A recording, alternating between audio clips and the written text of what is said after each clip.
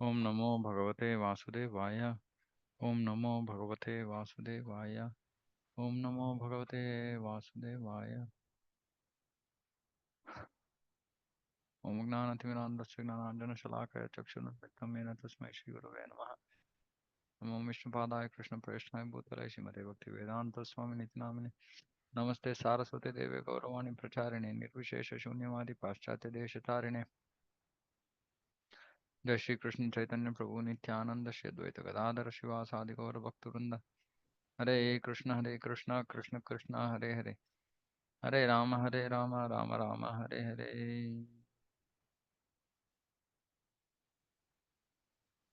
ಶ್ರೀ ಚೈತನ್ಯ ಚರಿತಾಮೃತ ಅಧ್ಯಾಯ 13. ರಥಯಾತ್ರೆಯಲ್ಲಿ ಪ್ರಭುವರ್ಯರ ಆವೇಶಭರಿತ ನರ್ತನ. ಶ್ಲೋಕ 1. ಶ್ರೀ ಜಗನ್ನಾಥನ ರಥದ ಮುಂದೆ ನರ್ತಿಸಿದ ದೇವೋತ್ತಮ ಪರಮ ಪುರುಷ ಶ್ರೀಕೃಷ್ಣ ಚೈತನ್ಯರು ಚಿರಾಯುವಾಗಲಿ. ಅವರು ನರ್ತಿಸಿದ್ದನ್ನು ನೋಡಿ ಇಡೀ ಬ್ರಹ್ಮಾಂಡವು ಚಕಿತವಾಯಿತಲ್ಲದೆ ಸ್ವಯಂ ಭಗವಾನ್ ಜಗನ್ನಾಥನೇ ವಿಸ್ಮಯಪಟ್ಟನು. ಜಯ ಜಯ ಶ್ರೀ ಕೃಷ್ಣ ಚೈತನ್ಯ ನಿತ್ಯಾನಂದ, ಜಯ ಅದ್ವೈತ ಚಂದ್ರ, ಜಯ ಗೌರ ಭಕ್ತ ವೃಂದ. ಶ್ರೀ ಚೈತನ್ಯ ಚರಿತಾಮೃತ ಶ್ರೋತೃಗಳೆಲ್ಲರಿಗೂ ಮಂಗಳವಾಗಲಿ. ರಥಯಾತ್ರೆಯ ಸಮಯದಲ್ಲಿ ಭಗವಾನ್ ಚೈತನ್ಯ ಮಹಾಪ್ರಭುಗಳು ನರ್ತಿಸಿದುದರ ವರ್ಣನೆಯನ್ನು ದಯಮಾಡಿ ಆಲಿಸಿ. ಪ್ರಭುಗಳ ನರ್ತನವು ನಯನ ಮನೋಹರವಾದದ್ದು. ಈ ಬಗೆಗೆ ಮನಸ್ಸಿಟ್ಟು ಆಲಿಸಿ. ಮರುದಿನ ಶ್ರೀ ಚೈತನ್ಯ ಮಹಾಪ್ರಭು ಹಾಗೂ ಅವರ ಆಪ್ತ ಸಂಗಾತಿಗಳು ಬೆಳಕು ಹರಿಯುವ ಮೊದಲೇ ಎದ್ದು ಸಾವಕಾಶವಾಗಿ ಬೆಳಗಿನ ಸ್ನಾನ ಮುಗಿಸಿದರು. ತರುವಾಯ ಚೈತನ್ಯ ಮಹಾಪ್ರಭು ಹಾಗೂ ಅವರ ಸಂಗಾತಿಗಳು ಪಾಂಡು ವಿಜಯ ಎನ್ನುವ ಶಾಸ್ತ್ರವಿಧಿಯನ್ನು ನೋಡಲು ಹೊರಟರು. ಈ ವಿಧಿ ನಡೆಯುವ ಸಂದರ್ಭದಲ್ಲಿ ಪ್ರಭು ಜಗನ್ನಾಥನು ತನ್ನ ಸಿಂಹಾಸನವನ್ನು ಬಿಟ್ಟು ರಥಾರೂಢನಾಗುತ್ತಾನೆ. ಇದಕ್ಕೆ ಪಾಂಡು ವಿಜಯ ಅಂತ ಕರೀತಾರೆ. ರಾಜ ಪ್ರತಾಪ ರುದ್ರ ಹಾಗೂ ಅವನ ಸಂಗಾತಿಗಳು ತಾವೇ ಮುಂದೆ ನಿಂತು ಪಾಂಡು ವಿಜಯ ಮಹೋತ್ಸವವನ್ನು ವೀಕ್ಷಿಸಲು ಶ್ರೀ ಚೈತನ್ಯ ಮಹಾಪ್ರಭು ಮತ್ತು ಅವರ ಸಂಗಡಿಗರಿಗೆ ಅನುಕೂಲ ಕಲ್ಪಿಸಿಕೊಟ್ಟರು. ಭಗವಾನ್ ಜಗನ್ನಾಥನು ತನ್ನ ರಥಯಾತ್ರೆಯನ್ನು ಹೇಗೆ ಪ್ರಾರಂಭಿಸಿದನು ಎಂಬುದನ್ನು ಚೈತನ್ಯ ಮಹಾಪ್ರಭುಗಳು ಹಾಗೂ ಅವರ ಪ್ರಮುಖ ಭಕ್ತರಾದ ಅದ್ವೈತ ಆಚಾರ್ಯ, ನಿತ್ಯಾನಂದ ಪ್ರಭು ಇತರರು ನೋಡಿ ತುಂಬಾ ಹರ್ಷಪಟ್ಟರು. ದೃಢ ಕಾಯರಾಗಿದ್ದ ದಯಿತಾ ಜನರು, ಜಗನ್ನಾಥನ ವಿಗ್ರಹ ವಾಹಕರು, ಅವರನ್ನ ದಯಿತಾ ಅಂತ ಕರೀತಾರೆ, ಪಾನ ಮತ್ತ ಆನೆಗಳಷ್ಟೇ ಬಲಶಾಲಿಗಳಾಗಿದ್ದರು. ಅವರು ಜಗನ್ನಾಥನನ್ನು ಸಿಂಹಾಸನದಿಂದ ರಥಕ್ಕೆ ಸಾಗಿಸಿದರು. ಭಗವಾನ್ ಜಗನ್ನಾಥನ ವಿಗ್ರಹವನ್ನು ಸಾಗಿಸುವಾಗ ಕೆಲವು ದೈತಾಗಳು ಪ್ರಭುವಿನ ಭುಜಗಳನ್ನು ಹಿಡಿದುಕೊಳ್ಳುತ್ತಾರೆ. ಕೆಲವರು ಪ್ರಭುವಿನ ಪಾದ ಪದ್ಮಗಳನ್ನು ಹಿಡಿದುಕೊಂಡರು. ಜಗನ್ನಾಥನ ವಿಗ್ರಹದ ಸೊಂಟದ ಭಾಗವನ್ನು ರೇಷ್ಮೆಯಿಂದ ಮಾಡಲಾಗಿದ್ದ ಬಲವಾದ ಹಾಗೂ ದಪ್ಪನೆಯ ಹಗ್ಗದಿಂದ ಬಿಗಿಯಲಾಗಿತ್ತು. ದೈತಾಗಳು ಆ ಹಗ್ಗವನ್ನು 2 ಕಡೆಗಳಿಂದ ಹಿಡಿದು ವಿಗ್ರಹವನ್ನು ಮೇಲೆತ್ತಿದರು. ಸಿಂಹಾಸನ ಹಾಗೂ ರಥಗಳಿಡೆಯ ನಡುವಿನ ದಾರಿಯುದ್ದಕ್ಕೂ ತುಲೀಗಳು ಎಂಬ ಹೆಸರಿನ ಕಸವುಳ್ಳ ಹಾಗೂ ಉಬ್ಬಿದ ದಿಂಬುಗಳನ್ನು ಹಾಸಲಾಗಿತ್ತು. ತುಲಿ. ದೈತಾಗಳು ಪ್ರಭು ಜಗನ್ನಾಥನ ವಿಗ್ರಹವನ್ನು ಒಂದು ದಿಂಬಿನಿಂದ ಇನ್ನೊಂದು ದಿಂಬಿಗೆ ದಾಟಿಸುತ್ತಾ ಸಾಗಿಸಿದರು. ದೈತಾ ಜನರು ಜಗನ್ನಾಥನ ವಿಗ್ರಹವನ್ನು ಒಂದು ದಿಂಬಿನಿಂದ ಇನ್ನೊಂದಕ್ಕೆ ಹೊತ್ತು ಸಾಗಿಸುತ್ತಿದ್ದಾಗ ಕೆಲವು ದಿಂಬುಗಳು ಒಡೆದುಕೊಂಡು ಅವುಗಳಲ್ಲಿನ ಹತ್ತಿ ಗಾಳಿಯಲ್ಲಿ ತೇಲಾಡುತ್ತಿತ್ತು. ಅಲ್ಲದೆ ದಿಂಬುಗಳು ಒಡೆದುಕೊಂಡಾಗ ಪಟಪಟ ಸದ್ದಾಗುತ್ತಿತ್ತು. ಭಗವಾನ್ ಜಗನ್ನಾಥನು ಇಡೀ ಬ್ರಹ್ಮಾಂಡದ ಪಾಲಕ. ಅವನನ್ನು ಒಂದು ಸ್ಥಳದಿಂದ ಇನ್ನೊಂದಕ್ಕೆ ಯಾರು ತಾನೇ ಹೊತ್ತು ಸಾಗಿಸಬಲ್ಲರು? ಲೀಲೆಗಳನ್ನು ಮೆರೆಯಲಿಕ್ಕಾಗಿ ಮಾತ್ರ ಪ್ರಭು ಸ್ವ ಇಚ್ಛೆಯಿಂದ ಓಡಿಯಾಡುತ್ತಾನೆ. ಪ್ರಭು ಜಗನ್ನಾಥನನ್ನು ಸಿಂಹಾಸನದಿಂದ ರಥಕ್ಕೆ ಒಯ್ಯಲಾಗುತ್ತಿದ್ದಾಗ ನಾನಾ ಬಗೆಯ ಸಂಗೀತ ವಾದ್ಯಗಳನ್ನು ಬಾಜಿಸಿ ಭಾರಿ ಗದ್ದಲ ಮಾಡಲಾಯಿತು. ಚೈತನ್ಯ ಮಹಾಪ್ರಭುಗಳು ಮಣಿಮಾ ಮಣಿಮಾ ಎಂದು ಜಪಿಸುತ್ತಿದ್ದರು. ಆದರೆ ಅವರ ಮಾತು ಯಾರಿಗೂ ಕೇಳಿಸುತ್ತಿರಲಿಲ್ಲ. ಪ್ರಭುವನ್ನು ಸಿಂಹಾಸನದಿಂದ ರಥಕ್ಕೆ ಒಯ್ಯಲಾಗುತ್ತಿದ್ದಾಗ ಇತ್ತ ಪ್ರತಾಪ ರುದ್ರರಾಜನು ಬಂಗಾರದ ಹಿಡಿಯಿದ್ದ ಪೊರಕೆಯಿಂದ ರಸ್ತೆಯನ್ನು ಗುಡಿಸುವುದರ ಮೂಲಕ ಪ್ರಭುವಿಗೆ ಸ್ವಂತದ ಸೇವೆ ಸಲ್ಲಿಸುವುದರಲ್ಲಿ ಮಗ್ನನಾದನು. ಶ್ರೀಗಂಧವನ್ನು ಬೆರೆಸಲಾಗಿದ್ದ ನೀರನ್ನು ರಾಜನು ರಸ್ತೆಯ ಮೇಲೆಲ್ಲ ಸಿಂಪಡಿಸಿದನು. ತಾನು ಸಿಂಹಾಸನದ ಒಡೆಯನಾಗಿದ್ದರೂ ಭಗವಾನ್ ಜಗನ್ನಾಥನಿಗೆ ರಾಜನು ಚಾಕರ ವೃತ್ತಿಯನ್ನು ಮಾಡಿದನು. ಪ್ರತಾಪರುದ್ರ ರಾಜನು ಘನತೆವೆತ್ತ ಹಾಗೂ ಗೌರವಾನ್ವಿತ ವ್ಯಕ್ತಿಯಾಗಿದ್ದನು. ಆದರೂ ಪ್ರಭುವಿಗಾಗಿ ಅವನು ಕ್ಷುದ್ರ ಎನ್ನಬಹುದಾದಂತಹ ಕೆಲಸವನ್ನು ಮಾಡಿದ. ಹೀಗೆ ಮಾಡುವುದರ ಮೂಲಕ ರಾಜನು ಪ್ರಭುವಿನ ಕೃಪೆ ಗಳಿಸಲು ಸೂಕ್ತ ವ್ಯಕ್ತಿಯಾದ. ರಾಜನು ಇಂತಹ ಚಾಕರ ಕಾರ್ಯದಲ್ಲಿ ನಿರತನಾದದ್ದನ್ನು ನೋಡಿ ಚೈತನ್ಯ ಮಹಾಪ್ರಭುಗಳು ತುಂಬಾ ಸಂತುಷ್ಟರಾದರು. ಈ ಬಗೆಯ ಸೇವೆಯನ್ನು ಸಲ್ಲಿಸುವಷ್ಟರಿಂದಲೇ ರಾಜನು ಪ್ರಭುವರ್ಯರ ಕೃಪೆಗೆ ಪಾತ್ರನಾದ. ನೋಡಿ, ಯಾವ ಅಲ್ಪ ಸೇವೆ ಅಂತ ಎಲ್ಲರೂ ಅನ್ಕೊಂಡು ಮಾಡದೇ ಇರುವಂತಹ ಸೇವೆಯನ್ನ ರಾಜ ಮಾಡ್ತಾನೆ. ರಥವನ್ನು ಅಲಂಕರಿಸಲಾಗಿದ್ದ ಬಗೆಯನ್ನು ನೋಡಿ ಪ್ರತಿಯೊಬ್ಬರೂ ವಿಸ್ಮಿತರಾದರು. ರಥವನ್ನು ಹೊಸ ಬಂಗಾರದಿಂದ ಮಾಡಲಾಗಿದೆಯೋ ಎಂಬಂತಿತ್ತಲ್ಲದೆ ತೇರಿನ ಎತ್ತರ ಸುಮೇರು ಪರ್ವತದಷ್ಟೇ ಇತ್ತು. ಥಳಥಳಿಸುವ ಕನ್ನಡಿಗಳಿಂದಲೂ ನೂರಾರು ಚಾಮರಗಳಿಂದಲೂ ರಥವನ್ನು ಅಲಂಕರಿಸಲಾಗಿತ್ತು. ಪುರಿ ಶುಭ್ರವಾದ ಮೇಲ್ಕಟ್ಟು, ಮನೋಹರವಾದ ಧ್ವಜವು ತೇರಿನ ಮೇಲ್ಭಾಗಕ್ಕೆ ಶೋಭೆ ತಂದಿತ್ತಿದ್ದವು. ರೇಷ್ಮೆ ವಸ್ತ್ರದಿಂದಲೂ ಬಗೆ ಬಗೆಯ ಚಿತ್ರಗಳಿಂದಲೂ ರಥವನ್ನು ಅಲಂಕರಿಸಲಾಗಿತ್ತು. ಅನೇಕ ಬಗೆಯ ಹಿತ್ತಾಳೆಯ ಗಂಟೆಗಳು, ಜಾಗಟೆಗಳು ಹಾಗೂ ಗೆಜ್ಜೆಗಳು ಮಧುರ ನಾದಗೈಯುತ್ತಿದ್ದವು. ರಥಯಾತ್ರೆಯ ಉತ್ಸವ ಕಾಲದ ಲೀಲೆಗಳಿಗಾಗಿ ಭಗವಾನ್ ಜಗನ್ನಾಥನು ಒಂದು ರಥದಲ್ಲೂ, ಅವನ ಸಹೋದರಿ ಸುಭದ್ರಾ ಹಾಗೂ ಹಿರಿಯ ಸಹೋದರ ಬಲರಾಮನು ಬೇರೆ 2 ರಥಗಳಲ್ಲೂ ಆರೂಢರಾದರು. 15 ದಿನಗಳ ಕಾಲ ಪ್ರಭು ಪರಮಶ್ರೇಷ್ಠ ಐಶ್ವರ್ಯ ದೇವತೆಯೊಡನೆ ಏಕಾಂತ ಸ್ಥಳವೊಂದರಲ್ಲಿ ವಾಸಿಸುತ್ತಿದ್ದು, ಆಕೆಗೆ ಸಂಬಂಧಿಸಿದಂತೆ ತನ್ನ ಲೀಲೆಗಳನ್ನು ತೋರಿದನು. ಭಾವಾರ್ಥ: ಅನವಸರದ 15 ದಿನಗಳ ಕಾಲವನ್ನು ನಿಭೃತ ಎಂದು ಕರೆಯುತ್ತಾರೆ. ಹೀಗೆ ಕರೆಯುವುದಾದರೂ ಪರಮ ಶ್ರೇಷ್ಠ ಐಶ್ವರ್ಯ ದೇವತೆಯು ವಾಸಿಸುವ ಏಕಾಂತ ಸ್ಥಳಕ್ಕೆ ಗೌರವ ಸೂಚಿಸಲಿಕ್ಕಂದೆ ಆ ನಿರ್ಜನ ಸ್ಥಳದಲ್ಲಿ 15 ದಿನಗಳ ಕಾಲ ವಾಸ ಮಾಡುತ್ತಿದ್ದು, ಭಗವಾನ್ ಜಗನ್ನಾಥನು ಆಕೆಯನ್ನು ಬಿಟ್ಟು ತೆರಳಲು ಅಪ್ಪಣೆ ಪಡೆದುಕೊಂಡನು. ಮುಂದಿನ ಶ್ಲೋಕ. ಐಶ್ವರ್ಯ ದೇವತೆಯ ಅಪ್ಪಣೆ ಪಡೆದು ಪ್ರಭು ಜಗನ್ನಾಥನು ರಥಾರೂಢನಾಗಲು ಹೊರಬಂದ. ಭಕ್ತರನ್ನು ಸಂತೋಷಪಡಿಸುವುದಕ್ಕಾಗಿ ಲೀಲೆಗಳನ್ನು ತೋರುವುದು ಪ್ರಭುವಿನ ಉದ್ದೇಶವಾಗಿತ್ತು. ಭಾವಾರ್ಥ: ಈ ಸಂಬಂಧದಲ್ಲಿ ಚೀಲ ಭಕ್ತಿ ಸಿದ್ಧಾಂತ ಸರಸ್ವತಿ ಠಾಕೂರರು ನೀಡುವ ವ್ಯಾಖ್ಯಾನ ಹೀಗಿದೆ. ಒಬ್ಬ ಆದರ್ಶ ಪತಿಯಾಗಿ ಭಗವಾನ್ ಜಗನ್ನಾಥನು ತನ್ನ ಪತ್ನಿ ಪರಮ ಪ್ರಧಾನ ಐಶ್ವರ್ಯ ದೇವತೆಯೊಡನೆ 15 ದಿನಗಳ ಕಾಲ ಒಂದು ರಹಸ್ಯ ಸ್ಥಳದಲ್ಲಿದ್ದನು. ಹೀಗಿದ್ದು ತನ್ನ ಭಕ್ತರನ್ನು ಸಂತೋಷಪಡಿಸಲು ಏಕಾಂತದಿಂದ ಹೊರಬರ ಬಯಸಿದನು. ಭಗವಂತನು ಸ್ವಕೀಯ ಹಾಗೂ ಪರಕೀಯ ಎಂಬ 2 ಬಗೆಯಲ್ಲಿ ಸುಖಾನುಭವ ಮಾಡುತ್ತಾನೆ. ಸ್ವಕೀಯ ರಸದಲ್ಲಿ ಪ್ರಭುವಿನ ದಾಂಪತ್ಯ ಪ್ರೇಮವು ದ್ವಾರಕಾ ಪಟ್ಟಣದಲ್ಲಿ ಅವನು ಅನುಸರಿಸುವ ನಿಯಂತ್ರಕ ತತ್ವಗಳಿಗೆ ಸಂಬಂಧಪಡುತ್ತದೆ. ದ್ವಾರಕೆಯಲ್ಲಿ ಪ್ರಭುವಿಗೆ ಅನೇಕ ವಿವಾಹಿತ ರಾಣಿಯರಿದ್ದಾರೆ. ಆದರೆ ವೃಂದಾವನದಲ್ಲಿ ಪ್ರಭುವು ನಡೆಸುವ ದಾಂಪತ್ಯ ಪ್ರೇಮವು ತನ್ನ ಮಡದಿಯರೊಡನೆ ನಡೆಸುವಂತಹ ಕೇಳಿಯಲ್ಲ. ವೃಂದಾವನದೇನಿದ್ದರೂ ತನ್ನ ಪ್ರೇಯಸಿಯರೊಡನೆ ಗೋಪಿಯರು ನಡೆಸುವ ಪ್ರೇಮ. ಪ್ರಭು ಗೋಪಿಯರೊಡನೆ ನಡೆಸುವ ಪ್ರೇಮ ಲೀಲೆಯನ್ನು ಪರಕೀಯ ರಸ ಎಂದು ಕರೆಯುತ್ತಾರೆ. ಪ್ರಭು ಜಗನ್ನಾಥನು ಪರಮ ಪ್ರಧಾನ ಐಶ್ವರ್ಯ ದೇವತೆಯೊಡನೆ ಸ್ವಕೀಯ ರಸದಲ್ಲಿ ಸುಖಿಸುವ ರಹಸ್ಯ ಸ್ಥಳವನ್ನು ಬಿಟ್ಟು ವೃಂದಾವನಕ್ಕೆ ವಿಜಯ ಮಾಡುತ್ತಾನೆ.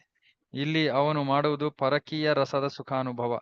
ಸ್ವಕೀಯ ರಸದಲ್ಲಿ ಪ್ರಭುವು ಮಾಡುವ ಸುಖಾನುಭವಕ್ಕಿಂತ ಪರಕೀಯ ರಸದಲ್ಲಿ ಮಾಡುವ ಸುಖಾನುಭವವು ಉತ್ತಮತರದ್ದೆಂದು ಭಕ್ತಿ ಸಿದ್ಧಾಂತ ಸರಸ್ವತಿ ಠಾಕೂರು ನಮಗೆಲ್ಲ ಜ್ಞಾಪಿಸುತ್ತಾರೆ.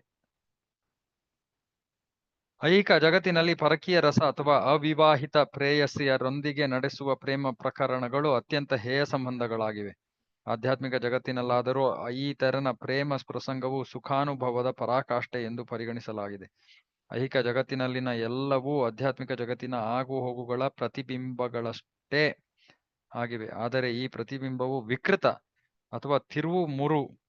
ಐಹಿಕ ಜಗತ್ತಿನಲ್ಲಿನ ನಮ್ಮ ಅನುಭವದ ಆಧಾರದ ಮೇಲೆ ನಾವು ಆಧ್ಯಾತ್ಮಿಕ ಜಗತ್ತಿನ ವಿದ್ಯಮಾನಗಳನ್ನು ಅರ್ಥ ಮಾಡಿಕೊಳ್ಳಲಾರೆವು. ಆದ್ದರಿಂದ ಪ್ರಭುವು ಗೋಪಿಯರೊಡನೆ ನಡೆಸಿದ ಪ್ರೇಮ ಲೀಲೆಗಳನ್ನು ಪ್ರಾಪಂಚಿಕ ವಿದ್ವಾಂಸರು ಹಾಗೂ ಪ್ರೌಢ ವಿದ್ವಾಂಸರು ತಪ್ಪಾಗಿ ಅರ್ಥವಿಸಿಕೊಳ್ಳುತ್ತಾರೆ. ಪರಿಶುದ್ಧ ಭಕ್ತಿ ಸೇವೆಯಲ್ಲಿ ತುಂಬಾ ಮುಂದುವರೆದಿರುವ ವ್ಯಕ್ತಿಯನ್ನು ಬಿಟ್ಟು ಬೇರೆ ಯಾರೂ ಆಧ್ಯಾತ್ಮಿಕ ಜಗತ್ತಿನ ಪರಕೀಯ ರಸವನ್ನು ಕುರಿತು ಚರ್ಚಿಸಬಾರದು. ಆಧ್ಯಾತ್ಮಿಕ ಜಗತ್ತಿನ ಪರಕೀಯ ರಸದ ವಿಚಾರವನ್ನು ಐಹಿಕ ಜಗತ್ತಿನ ಪರಕೀಯ ರಸದ ಜೊತೆ ಹೋಲಿಸಲು ಬರುವುದಿಲ್ಲ. ಆಧ್ಯಾತ್ಮಿಕ ಜಗತ್ತಿನ ಪರಕೀಯ ರಸವು ಬಂಗಾರವಾದರೆ ಐಹಿಕ ಜಗತ್ತಿನಲ್ಲಿನದು ಕಬ್ಬಿಣ. ಈ ಎರಡರ ನಡುವಣ ವ್ಯತ್ಯಾಸ ಅಗಾಧವಾದುದು. ಆದ್ದರಿಂದ ಅವುಗಳ ನಡುವೆ ಹೋಲಿಕೆ ವಾಸ್ತವವಾಗಿ ಸಾಧ್ಯವಾಗುವುದೇ ಇಲ್ಲ. ಹೀಗಿರುತ್ತಾ ಬುದ್ಧಿವಂತನು ಬಂಗಾರಕ್ಕೂ ಕಬ್ಬಿಣಕ್ಕೂ ಇರುವ ವ್ಯತ್ಯಾಸವನ್ನು ಹೇಗೆ ಸುಲಭವಾಗಿ ಕಾಣಬಲ್ಲನೋ ಹಾಗೆ ನೈಜ ಸಾಕ್ಷಾತ್ಕಾರವಾಗಿರುವ ವ್ಯಕ್ತಿಯು ಆಧ್ಯಾತ್ಮಿಕ ಜಗತ್ತಿನ ದಿವ್ಯ ಚಟುವಟಿಕೆಗಳನ್ನು ಐಕ ಜಗತ್ತಿನ ಚಟುವಟಿಕೆಗಳಿಂದ ಸುಲಭವಾಗಿ ಬೇರ್ಪಡಿಸಬಲ್ಲನು. ಮುಂದಿನ ಶ್ಲೋಕ. ಹಾದಿಯುದ್ದಕ್ಕೂ ಹರಡಿಕೊಂಡಿದ್ದ ನವಿರಾದ ಬಿಳಿಯ ಬಣ್ಣದ ಮರಳು ಯಮುನಾ ನದಿಯ ತೀರವನ್ನು ನೆನಪಿಗೆ ತರುತ್ತಿತ್ತು. ಹಾಗೆ ಹಾದಿಯ ಇಕ್ಕೆಲ್ಲಗಳಿಲ್ಲಿದ್ದ ವನಗಳು ಬೃಂದಾವನದ ವನಗಳಂತೆ ಇದ್ದುವು. ಪ್ರಭು ಜಗನ್ನಾಥನು ರಥದಲ್ಲಿ ಕುಳಿತು ಮುಂದೆ ಸಾಗುತ್ತಿದ್ದಂತೆ ಹಾದಿಯ ಎರಡು ಪಾರ್ಶ್ವಗಳ ಸೌಂದರ್ಯವನ್ನು ಆಸ್ವಾದಿಸಿದ. ಅವನ ಮನಸ್ಸು ಹರ್ಷದಿಂದ ತುಂಬಿತು. ರಥವನ್ನು ಎಳೆಯುತ್ತಿದ್ದವರಿಗೆ ಗೌಡರು ಎಂಬ ಹೆಸರಿತ್ತು. ಈ ಜನ ರಥವನ್ನು ಹರ್ಷದಿಂದ ಎಳೆಯುತ್ತಿದ್ದರು.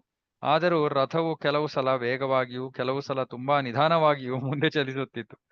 ಕೆಲವು ಸಲ ಬಲವಾಗಿ ಜಗ್ಗಿದರೂ ರಥ ಮುಂದೆ ಹೋಗುತ್ತಿರಲಿಲ್ಲ. ಆದ್ದರಿಂದ ರಥವು ಭಗವತ್ ಸಂಕಲ್ಪದಿಂದ ಮುಂದೆ ಸಾಗಿತೇ ವಿನ ಯಾವನೋ ಸಾಮಾನ್ಯ ವ್ಯಕ್ತಿಯೊಬ್ಬನ ಬಲದಿಂದ ಅಲ್ಲ.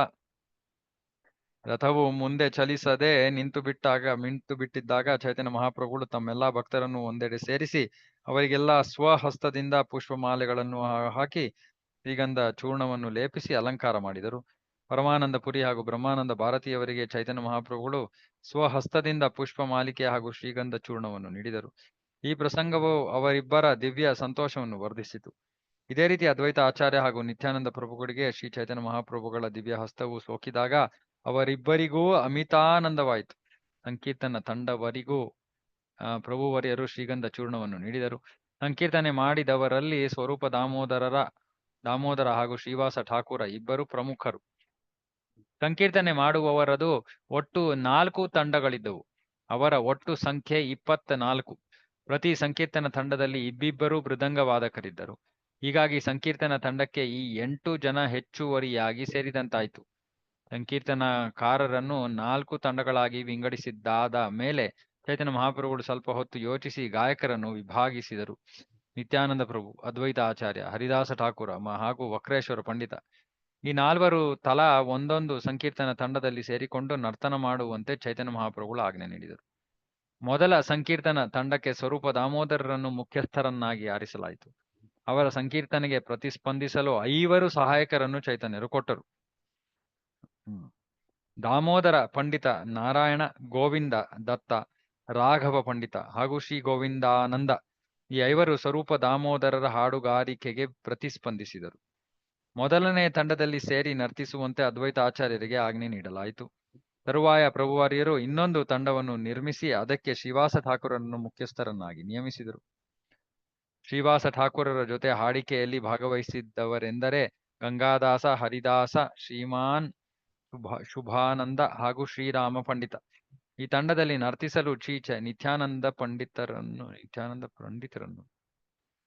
ನಿತ್ಯಾನಂದರನ್ನು ನಿಯಮಿಸಲಾಯಿತು. ನಿತ್ಯಾನಂದ ಪ್ರಭುಗಳನ್ನು ವಾಸುದೇವ, ಗೋಪಿನಾಥ ಹಾಗೂ ಮುರಾರಿಯವರನ್ನು ಒಳಗೊಂಡಂತೆ ಇನ್ನೊಂದು ತಂಡವನ್ನು ರಚಿಸಲಾಯಿತು.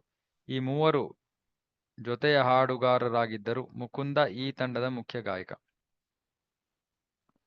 ಇನ್ನಿಬ್ಬರು ಶ್ರೀಕಾಂತ ಹಾಗೂ ವಲ್ಲಭಸೇನ ಜೊತೆಯ ಹಾಡುಗಾರರಾಗಿ ಸೇರಿಕೊಂಡರು.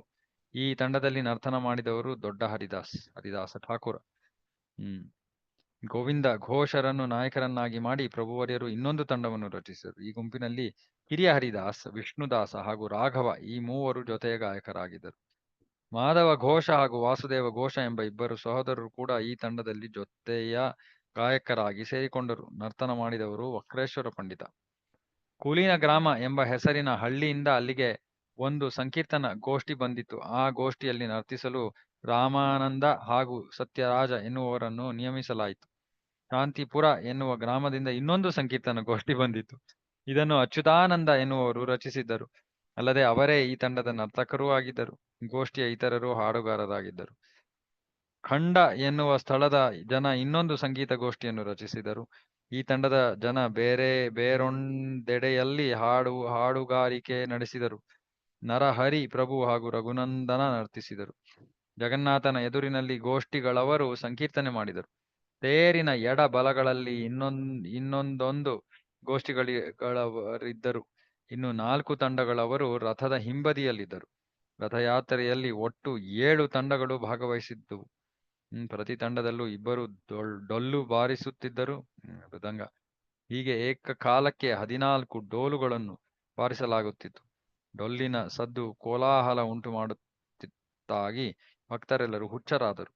ವೈಷ್ಣವರೆಲ್ಲರೂ ಮೋಡಗಳ ಗುಂಪಿನಂತೆ ಬಂದು ಸೇರಿದರು. ಭಕ್ತರು ದೈವೋನ್ಮಾದ ವಶರಾಗಿ ಹರಿಯ ಪವಿತ್ರ ನಾಮಗಳನ್ನು ಸಂಕೀರ್ತಿಸುತ್ತಿದ್ದಂತೆ ಅವರ ಕಣ್ಣುಗಳಿಂದ ಮಳೆಯಂತೆ ನೀರು ಸುರಿಯಿತು. ಸಂಕೀರ್ತನೆಯ ನಾದವು ಮೊಳಗಿ 3 ಲೋಕಗಳನ್ನು ತುಂಬಿಕೊಂಡಿತು. ದಿಟದಲ್ಲಿ ಸಂಕೀರ್ತನೆಯ ಧ್ವನಿಯನ್ನು ಹೊರತುಪಡಿಸಿದರೆ ಇತರ ಯಾವ ಸಂಗೀತ ವಾದ್ಯದ ಸದ್ದು ಯಾರಿಗೂ ಕೇಳಿಸುತ್ತಿರಲಿಲ್ಲ. ಚೈತನ್ಯ ಮಹಾಪ್ರಭುಗಳು ತಮ್ಮ 2 ಕೈಗಳನ್ನು ಮೇಲೆತ್ತಿ ಹರಿ ಹರಿ ಎಂದು ಜಪಿಸುತ್ತಾ 7 ಸಂಕೀರ್ತನ ಗೋಷ್ಠಿಗಳ ನಡುವೆಯೂ ಓಡಾಡಿದರು. ಜಗನ್ನಾಥನಿಗೆ ಜಯವಾಗಲಿ ಎಂದು ಕೂಗಿ ಹಾಕಿದರು. ಏಕಕಾಲಕ್ಕೆ ಎಲ್ಲ 7 ಗೋಷ್ಠಿಗಳಲ್ಲಿ ಲೀಲೆಗಳನ್ನು ಮಾಡಿ ತೋರುವುದರ ಮೂಲಕ ಚೈತನ್ಯ ಮಹಾಪ್ರಭುಗಳು ತಮ್ಮ ಇನ್ನೊಂದು ಯೋಗ ಶಕ್ತಿಯನ್ನು ಪ್ರಕಟ ಮಾಡಿದರು. ಭಗವಾನ್ ಚೈತನ್ಯ ಮಹಾಪ್ರಭುಗಳು ನನ್ನ ಸಂಕೀರ್ತನ ಗೋಷ್ಠಿಯಲ್ಲಿದ್ದಾರೆ. ದಿಟದಲ್ಲಿ ಅವರು ಬೇರೆ ಯಾರ ತಂಡವನ್ನೂ ಸೇರುವುದಕ್ಕೆ ಹೋಗುವುದಿಲ್ಲ. ನಮ್ಮ ತಂಡಕ್ಕೆ ಅವರು ಕೃಪೆ ತೋರುತ್ತಿದ್ದಾರೆ ಎಂದು ಎಲ್ಲಾ ಗುಂಪುಗಳವರೂ ಹೇಳಿಕೊಳ್ಳುತ್ತಿದ್ದರು. ಅವರೆಲ್ಲ ಕಡೆ ಇದ್ರು. ವಾಸ್ತವವಾಗಿ ಪ್ರಭುವರಿಯರ ಅಚಿಂತ್ಯ ಶಕ್ತಿಯನ್ನು ಅರ್ಥ ಮಾಡಿಕೊಳ್ಳುವುದು ಯಾರಿಂದಲೂ ಆಗಲಿಲ್ಲ. ಪ್ರಭುಗಳ ಅಂತರಂಗದ ಭಕ್ತರು ಮಾತ್ರ, ಪರಿಶುದ್ಧ ಅಪ್ಪಟ ಭಕ್ತಿ ಸೇವೆ ಮಾಡುತ್ತಿದ್ದವರು ಮಾತ್ರ ಈ ಲೀಲೆಯನ್ನು ಅರ್ಥ ಮಾಡಿಕೊಂಡರು. ಸಂಕೀರ್ತನ ಕಾರ್ಯಕ್ರಮವನ್ನು ನೋಡಿ ಭಗವಾನ್ ಜಗನ್ನಾಥನು ಅದನ್ನು ಬಹಳವಾಗಿ ಮೆಚ್ಚಿಕೊಂಡ. ಸಂಕೀರ್ತನೆಯನ್ನು ನೋಡಲೆಂದು ತನ್ನ ರಥವನ್ನೇ ಸ್ವಲ್ಪ ಹೊತ್ತು ನಿಲ್ಲಿಸಿದ. ಸಂಕೀರ್ತನ ಕಾರ್ಯಕ್ರಮವನ್ನು ನೋಡಿ ಪ್ರತಾಪರುದ್ರ ರಾಜನು ದಿಗ್ಭ್ರಮಿತನಾದನು. ಅಷ್ಟೇ ಅಲ್ಲ, ಅವನು ಚಟುವಟಿಕೆಯನ್ನೇ ಕಳೆದುಕೊಂಡು ಕೃಷ್ಣ ಭಕ್ತಿಯ ಉನ್ಮಾದಕ್ಕೆ ಸಿಲುಕಿದನು. ಪ್ರಭುವರ್ಯರ ಮಹಿಮೆಗಳನ್ನು ಕುರಿತ ಹಾಗೆ ರಾಜನು ಕಾಶಿ ಮಿಶ್ರರ ಬಳಿ ವಿಚಾರ ವಿನಿಮಯ ಮಾಡಿಕೊಂಡ. ಆಗ ಕಾಶಿ ಮಿಶ್ರರು ನುಡಿದರು, ಹೇ ರಾಜನ್, ನಿನ್ನ ಸೌಭಾಗ್ಯಕ್ಕೆ ಮಿತಿಯೇ ಇಲ್ಲ. ರಾಜ ಹಾಗೂ ಸಾರ್ವಭೌಮ ಭಟ್ಟಾಚಾರ್ಯ ಇಬ್ಬರಿಗೂ ಪ್ರಭುವರ್ಯರ ಲೀಲಾ ಕಾರ್ಯಗಳ ಬಗೆಗೆ ತಿಳಿದಿತ್ತು. ಆದರೆ ಭಗವಾನ್ ಚೈತನ್ಯ ಮಹಾಪ್ರಭುಗಳ ಕೈ ಚಳಕವನ್ನು ಅರ್ಥ ಮಾಡಿಕೊಳ್ಳುವುದು ಬೇರೆ ಯಾರಿಗೂ ಸಾಧ್ಯವಾಗಲಿಲ್ಲ. ಪ್ರಭುವಿನ ಅನುಗ್ರಹ ಗಳಿಸಿರುವಾತನೊಬ್ಬನು ಮಾತ್ರ ಇಂತಹದನ್ನೆಲ್ಲ ಅರ್ಥ ಮಾಡಿಕೊಳ್ಳುತ್ತಾನೆ. ಭಗವಂತನ ಅನುಗ್ರಹವಿಲ್ಲದೆ ಬ್ರಹ್ಮನೇ ಮೊದಲಾದ ಉಪದೇವತೆಗಳು ಇಂತಹ ಲೀಲೆಗಳನ್ನು ಅರ್ಥ ಮಾಡಿಕೊಳ್ಳಲಾರರು.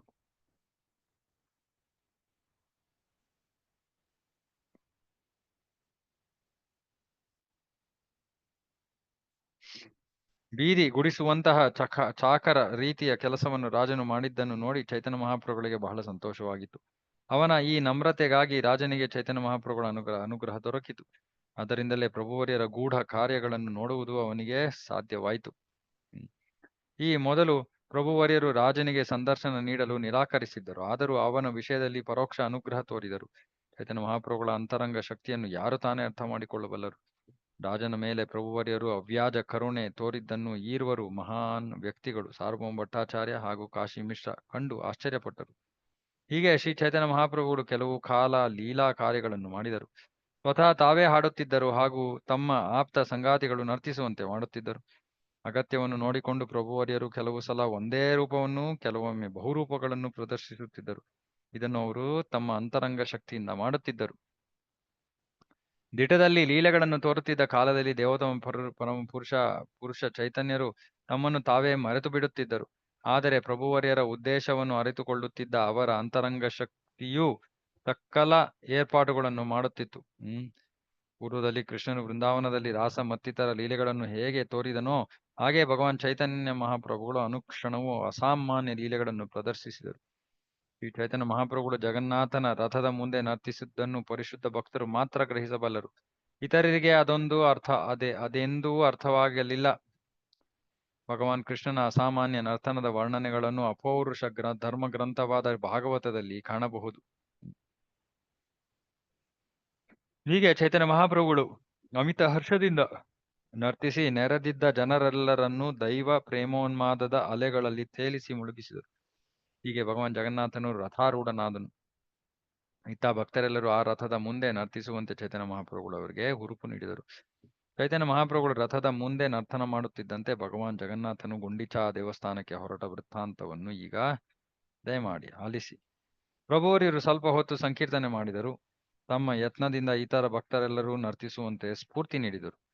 ಪ್ರಭುವರಿಯರು ತಾವೇ ನರ್ತಿಸ ಬಯಸಿದಾಗ 7 ಸಂಗೀತ ಗೋಷ್ಠಿಗಳವರೂ ಒಂದಾಗಿ ಸೇರಿದರು. ಶ್ರೀವಾಸ, ರಮಾಯ್, ರಘು, ಗೋವಿಂದ, ಮುಕುಂದ, ಹರಿದಾಸ, ಗೋವಿಂದಾನಂದ, ಮಾಧವ ಹಾಗೂ ಗೋವಿಂದ ಈ ಎಲ್ಲರೂ ಸೇರಿದಂತೆ ಪ್ರಭುವರ್ಯರ ಸಮಸ್ತ ಭಕ್ತರು ಒಂದುಗೂಡಿದರು. ಎತ್ತರಕ್ಕೆ ಜಿಗಿದು ಮಾಡುವ ನರ್ತನದಲ್ಲಿ ತೊಡಗುವ ಅಪೇಕ್ಷೆ ಚೈತನ್ಯ ಮಹಾಪ್ರಭುಗಳ ಮನಸ್ಸಿನಲ್ಲಿ ಉಂಟಾದಾಗ ಅವರು ಈ 9 ಮಂದಿಯನ್ನು ಸ್ವರೂಪ ದಾಮೋದರರ ವಶಕ್ಕೆ ಒಪ್ಪಿಸಿದರು.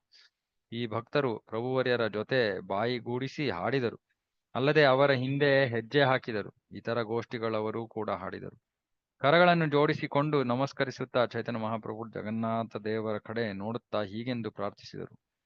ನಮೋ ಬ್ರಹ್ಮಣ್ಯ ದೇವಾಯ ಗೋಬ್ರಾಹ್ಮಣ ಹಿತಾಯ ಚ ಜಗದ್ಹಿತಾಯ ಕೃಷ್ಣಾಯ ಗೋವಿಂದಾಯ ನಮೋ ನಮಃ. ದೇವಕಿ ಸುತನೆಂದು ಖ್ಯಾತಿ ವೆತ್ತ ದೇವೋತ್ತಮ ಪರಮ ಪುರುಷನಿಗೆ ಜಯವಾಗಲಿ. ವೃಷ್ಣಿ ಕುಲ ಪ್ರದೀಪನೆಂದು ಕೀರ್ತಿವಂತನಾದ ದೇವೋತ್ತಮ ಪರಮ ಪುರುಷನಿಗೆ ಜಯವಾಗಲಿ. ಯಾರ ಮೈ ಮೇಘದ ಹಾಗೆ ಥಳಥಳಿಸುತ್ತಿದೆಯೋ ಹಾಗೂ ಕಮಲ ಪುಷ್ಪದ ಹಾಗೆ ಸುಕೋಮಲವಾದುದೋ ಆ ದೇವೋತ್ತಮ ಪರಮ ಪುರುಷನಿಗೆ ಮಂಗಳವಾಗಲಿ. ಅಸುರರನ್ನು ತರಿದು ಭೂಭಾರ ಬೀಳುವಹಲು ಬಂದ ಹಾಗೂ ಸರ್ವರಿಗೂ ಮುಕ್ತಿ ಪ್ರದಾಯಕನಾದ ದೇವೋತ್ತಮ ಪರಮ ಪುರುಷನಿಗೆ ಮಂಗಳವಾಗಲಿ, ಶುಭವಾಗಲಿ. ಈ ಕೃಷ್ಣನಿಗೆ ಜನ ನಿವಾಸ ಎಂದರೆ ಸಕಲ ಜೀವಿಗಳ ಅಂತಿಮ ಆಶ್ರಯ ಸ್ಥಾನ ಎಂಬ ಹೆಸರಿದೆ. ದೇವಕೀ ನಂದನ, ಯಶೋಧಾನಂದನ ಎಂಬ ನಾಮಧೇಯಗಳು ಅವನಿಗಿವೆ. ಅವನು ಯದು ವಂಶದವರನ್ನು ಮುನ್ನಡೆಸುವವನು. ತನ್ನ ಬಾಹುಬಲದಿಂದ ಅಮಂಗಳಕರವಾದ ಪ್ರತಿಯೊಂದನ್ನು, ಅಧರ್ಮಿಯಾದ ಪ್ರತಿಯೊಬ್ಬನನ್ನು ಸಂಹರಿಸುತ್ತಾನೆ. ಚರಾಚರ ಜೀವಿಗಳಿಗೆ ಶುಭಕರವಲ್ಲದ ಎಲ್ಲವನ್ನೂ ತನ್ನ ಸಾನ್ನಿಧ್ಯದಿಂದ ನಾಶಪಡಿಸುತ್ತಾನೆ. ಆನಂದಪೂರ್ಣವಾದ ಅವನ ಮುಗುಳ್ನಗೆಯು ವೃಂದಾವನದ ಗೋಪಿಯರ ಕಾಮ ತೃಷೆಯನ್ನು ಸದಾ ವರ್ಧಿಸುತ್ತಲೇ ಇರುತ್ತದೆ. ಅವನ ವೈಭವ ಚಿರಾಯುವಾಗಲಿ ಹಾಗೂ ಅವನು ಸದಾ ಸಂತೋಷದಿಂದ ಇರಲಿ. ಇದು ಪದ್ಯಾವಳಿ. ನಾನು ಬ್ರಾಹ್ಮಣನಲ್ಲ, ಕ್ಷತ್ರಿಯನಲ್ಲ, ವೈಶ್ಯನಾಗಲಿ ಶೂದ್ರನಾಗಲಿ ನಾನಲ್ಲ. ನಾನು ಬ್ರಹ್ಮಚಾರಿಯಲ್ಲ, ಗೃಹಸ್ಥನಲ್ಲ, ವಾನಪ್ರಸ್ಥಾಶ್ರಮಿಯಲ್ಲ, ಸನ್ಯಾಸಿಯೂ ಅಲ್ಲ. ಗೋಪಿಯರ ಪಾಲಕನಾದ ಭಗವಾನ್ ಶ್ರೀಕೃಷ್ಣನ ದಾಸನ ದಾಸ ನಾನೆಂದು ಬಗೆಯುತ್ತೇನೆ. ಕೃಷ್ಣನು ಅಮೃತದ ಸಾಗರ ಹಾಗೂ ಅವನ ಸರ್ವಮಾನ್ಯ ಲೋಕೋತ್ತರ ಆನಂದದ ಮೂಲ. ಅವನು ಸರ್ವದಾ ಪ್ರಕಾಶಿಸುತ್ತಲೇ ಇದ್ದಿದ್ದಾನೆ.